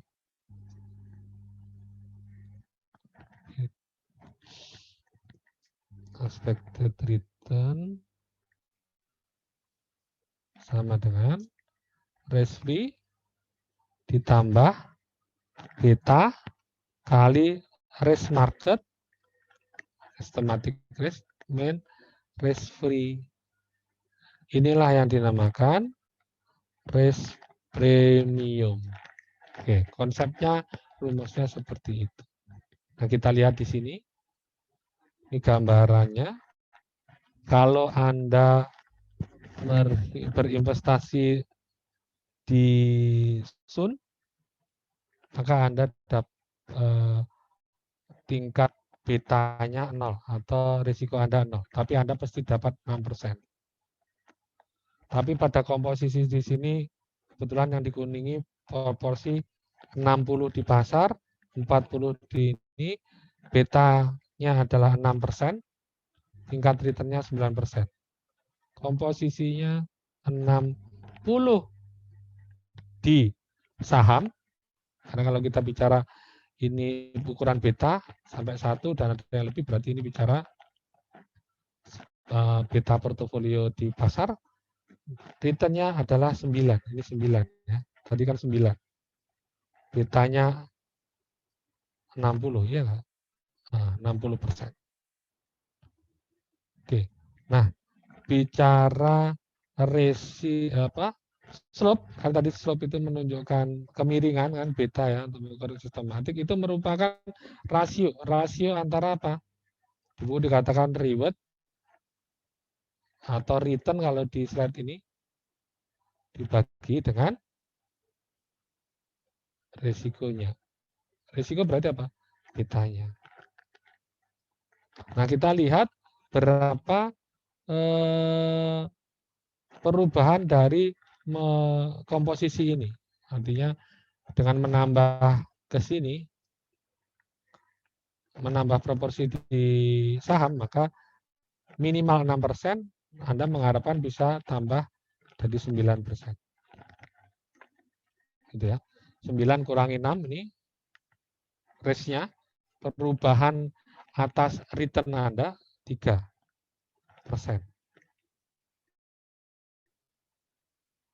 Kemudian dibanding dengan resikonya berarti beta. Dari beta 0 kalau menggunakan Sun dengan 60%. Betanya kalau menggunakan saham. Maka 6 dikurangi 0. 60. Berarti 3 ini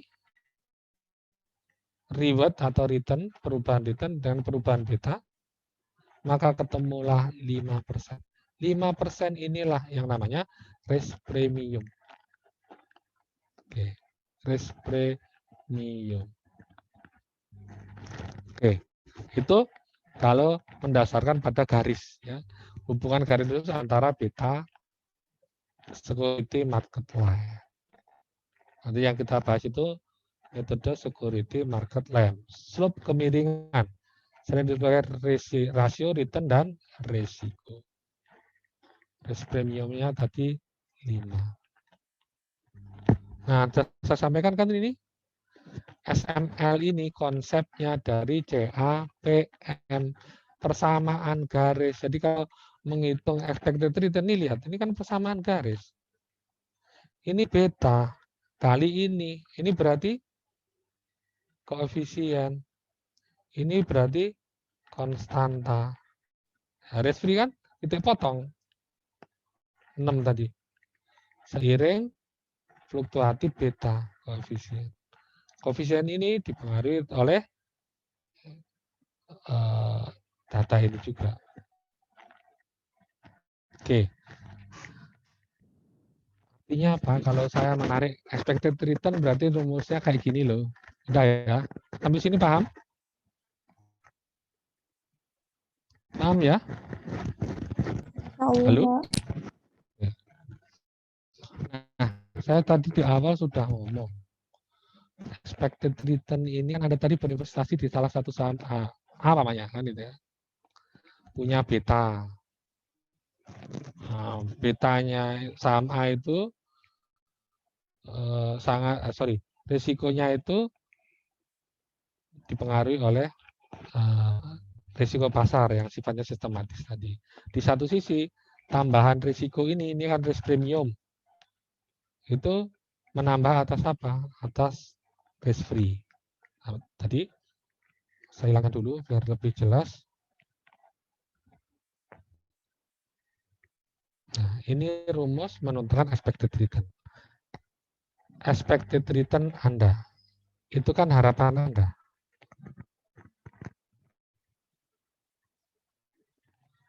Harapan Anda. Bagi saya yang punya perusahaan,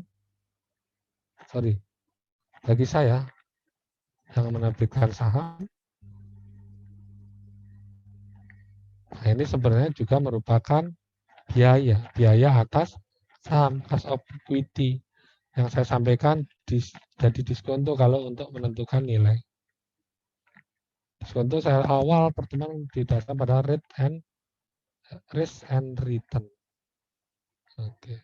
Jadi nanti kalau penilaian bisnis ini diganti dengan KE. Bagi Anda expected return, bagi pihak yang membutuhkan dana itu sebagai cost of equity yang untuk mengkonversi nilai. Jadi saya sampaikan di awal tadi, ini menjadi konsep dasar dalam penilaian bisnis ke depan. Itu. Oke, saya tak buat bukti dulu.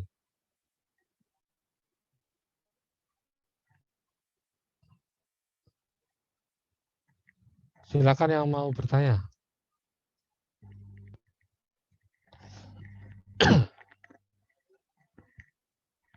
Silakan.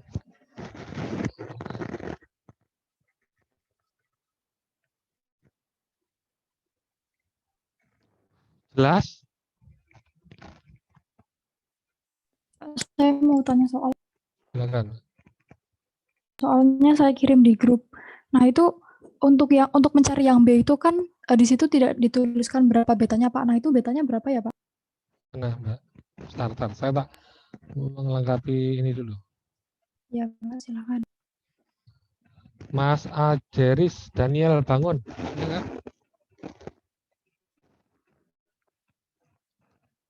Mas Ya, Ajeris. halo Pak, kenapa Pak? Yo, absen. Delilah Aulia karena belum absen. Delilah. Pak, baru saja ya absen tadi Pak. Udah berhasil. Oke. Delilah Aulia karena ini ya ada lag antara sistem dengan tampilan harus di refresh. Mbak Delilah ada? Nggak masuk? Ketua kelas pastikan Mbak Delilah ada nggak ini? Ada Pak, mungkin mic-nya Pak. Itu Pak Adil Pak. Hadir Pak. Oke. Mbak Devi Permatasari. Hadir, Pak. Ya. Hadir. Raihan Maulida. Hadir, Pak.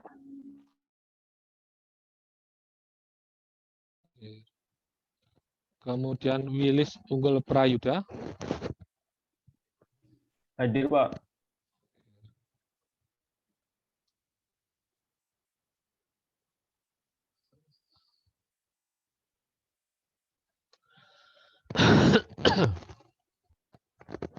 Oke, ntar. Ini kelas 42.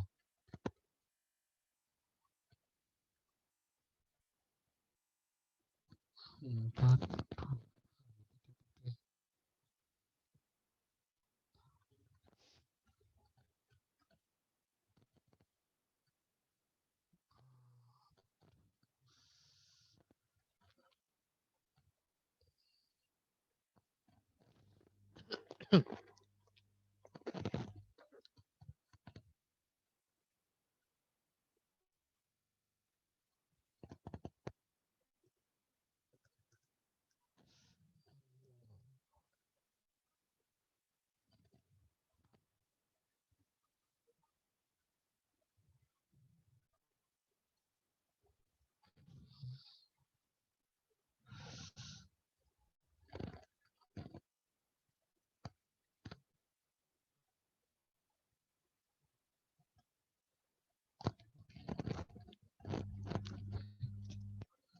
PJJ 42.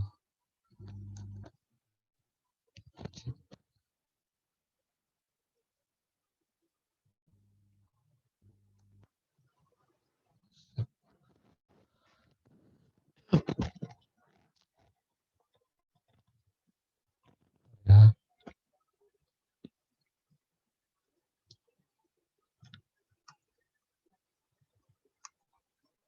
Just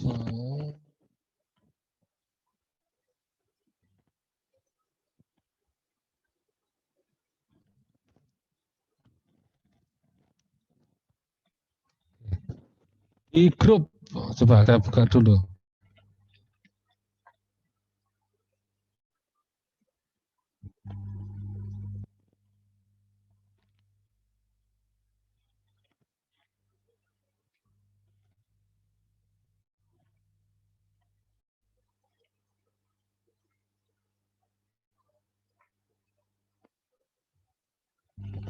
Mark and Sheila from Lazada trying to apply the understanding and school market line concept and rest of their real estate investment strategy.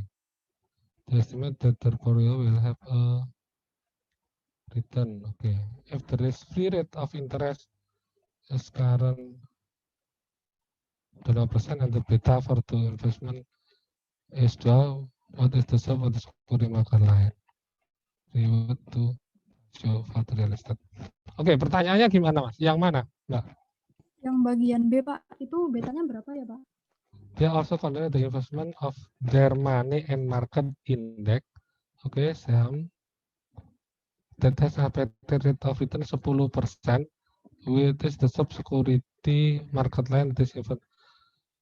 Di atas ada beta for the investment S2. Gunakan data yang sama dengan yang atas saja. Gunakan kan ini sudah beda menggunakan expected return kan? Gitu. Oke. Di situ ada yang market index fund itu nggak ada pengaruh di betanya ya, Pak ya? Market index itu sebentar. Dia also consider the investment of their money and market Bandung dan expected. Ya, market index itu S&P Poor atau kalau di kita indeks harga saham gabungan IHSG. Jadi itu return harga saham juga, artinya returnnya, Mbak. Jadi indeks itu bukan betanya. Jadi betanya tetap menggunakan soal yang di atas saja. Oke, indeks harga indeks ini kan indeks fund that has expected return itu indeks di pasar uangnya gitu ya. Itu return tetap ngomongin return.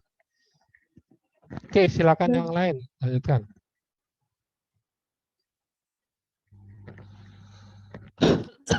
Oke, saya lanjutkan tinggal sedikit dari slide kita.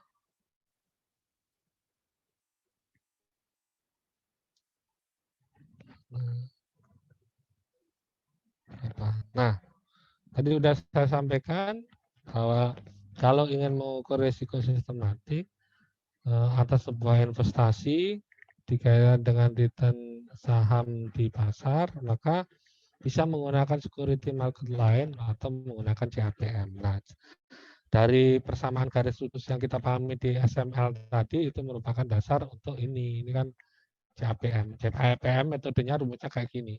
Dan sudah saya jelaskan bahwa ini persamaan garis lurus sebenarnya.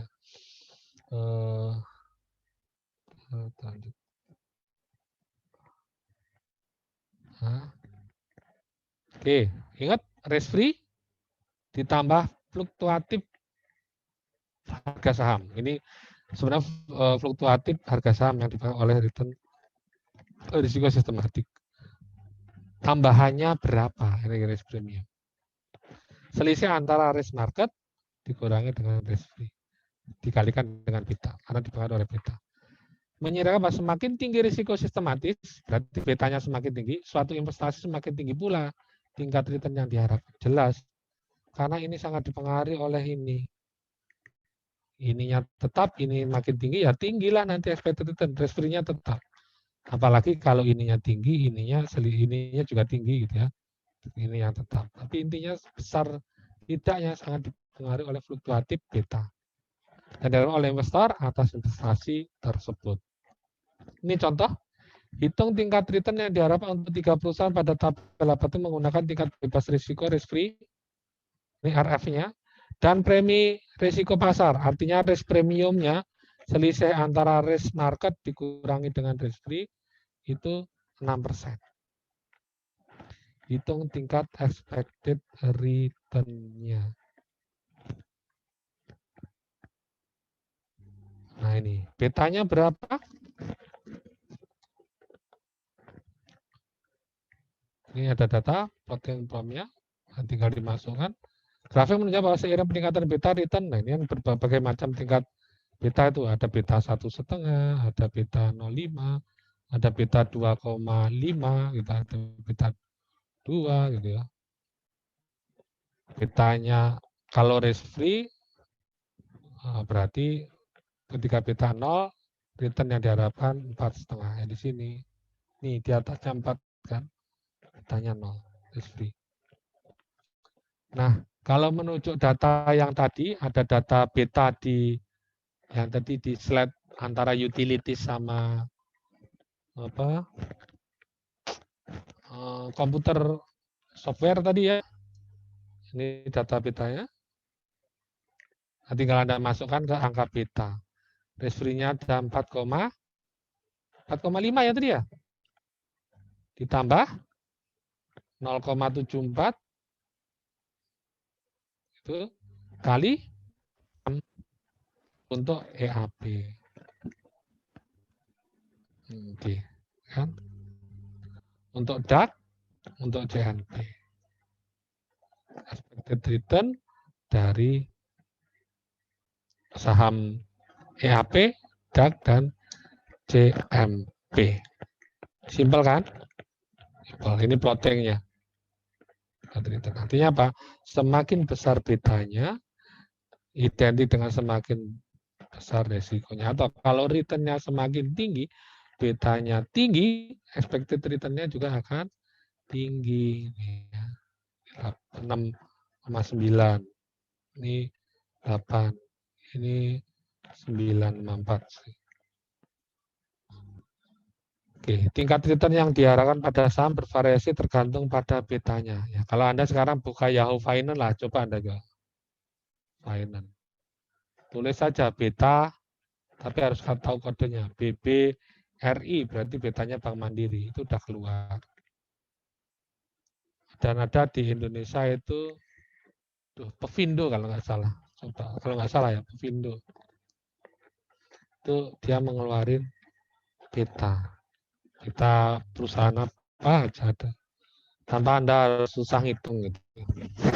Oke, itu terkait dengan materi kita hari ini. Silahkan yang mau ditanyakan.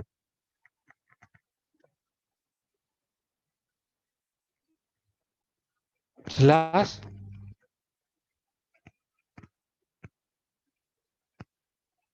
Jelas nggak? Insya Allah, Pak. Insya Allah. Nah, kalau jelas, harapannya kalau ngerjakan soal atau ini ya, itu bisa. Nggak masalah.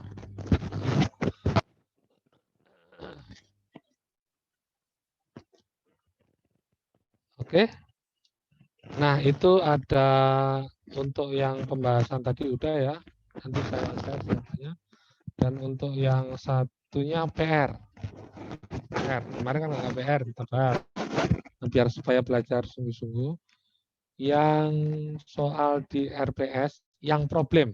Soal yang di problem, silahkan Anda kerjakan untuk PR. Jadi di RPS kan ada ya, ada 2 terkait dengan konsep dan problem. Yang problem silahkan Anda kerjakan.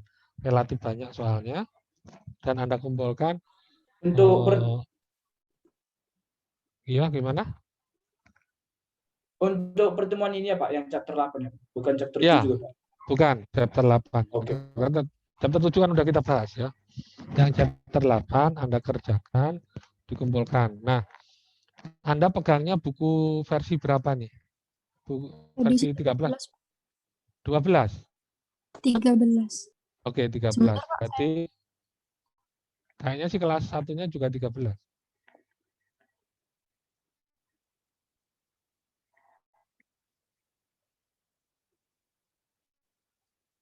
Ya, 13 kan? 13, Pak. 13. Ya, jadi soalnya itu mengacu ke soal buku versi 13 saja. Pengerjaan di Excel tidak apa-apa ya, Pak? Di Excel nggak apa-apa. Excel apa? Mau Ya, pakai Pak. komputer. Yang saya harap sih udah pada gede-gede, kalau ingin paham ya kerjakan sendiri gitu ya, bukan. Memang khawatirnya kan kadang kalau pakai komputer itu minta soft copy, tapi terserah Anda mau pakai nyontoh atau kerjakan sendiri. Mau komputer mau apa terserah. Yang penting saya harapkan Anda sungguh-sungguh benar mengerjakan sendiri dan sehingga Anda mendapatkan return berupa apa? Pemahaman ini gitu. Yang lebih dari sekedar mendengarkan dari dosen. Oke. Untuk Excel yang dibahas di awal tadi boleh kami minta, Pak? Boleh, nanti saya share di grupnya. Siapa? Terima kasih. Oke. Oke, kalau nggak ada pertanyaan, bisa saya akhiri? Pak, izin pertanyaan sedikit boleh Pak? Saya tadi Ya, belum Pak, ngerti. silakan. Untuk yang operasi contoh soal yang tadi Pak, yang slide di atas nih. Bentar. Saya balikin lagi. Masih nampak ya? Ini? Masih Pak. Ya. Nah, di Ya. sini kan kalau di rumusnya itu expected marketnya itu kan 6%, tapi ini langsung dimasukin 6 aja Pak, nggak dikurang risk free-nya dulu Pak. Itu saya masih belum ngerti Nih, Pak. di sini dikatakan, coba lihat. Nah, di sini premi risiko pasar artinya market risk premium. Artinya apa? Sudah risk market dikurangi risk free. Ya. Paham, Mas? Makanya 6.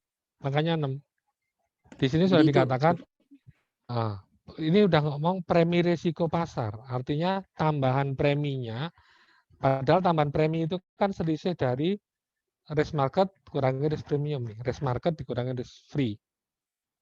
Namanya risk premium. Risk market premium. Nah, gitu. Makanya dia pakai kata 6 karena 6-nya itu memang sudah premi tambahan. Tapi kalau nanti soalnya diketahui risk market 8, maka tentukan berapa besaran expected return berdasarkan beta tadi. Maka 4,5 ditambah beta 0,74 tadi ya, dikali 8 dikurangi dengan 4,5. Paham di situ, Mas? Ya. Paham Pak. Berarti ini udah dikurangin intinya Pak. Berarti Iya, risk karena ini marketnya 10,5% ya Pak? Iya, ibaratnya risk marketnya 6 ditambah 4,5. Gitu ya. Ya, Jadi baik Pak. Terima membaca kasih soalnya, Pak. karena di sini sudah risk premium tambahan. Selisih dari risk market dikurangi dengan risk free. Oke. Ada yang lain? Bapak, untuk soal latihan ini dikumpulkan melalui apa, Pak? Nanti saya sampaikan link untuk mengumpulkan. Ya, Pak, terima kasih. Oke, kalau nggak ada saya akhiri. Terima kasih perhatiannya. Assalamualaikum warahmatullahi wabarakatuh. Dan untuk pengumpulannya sebelum pertemuan minggu depan, gitu ya. Kalau pertemuan hari Kamis, hari Rabu paling telat dikumpulkan.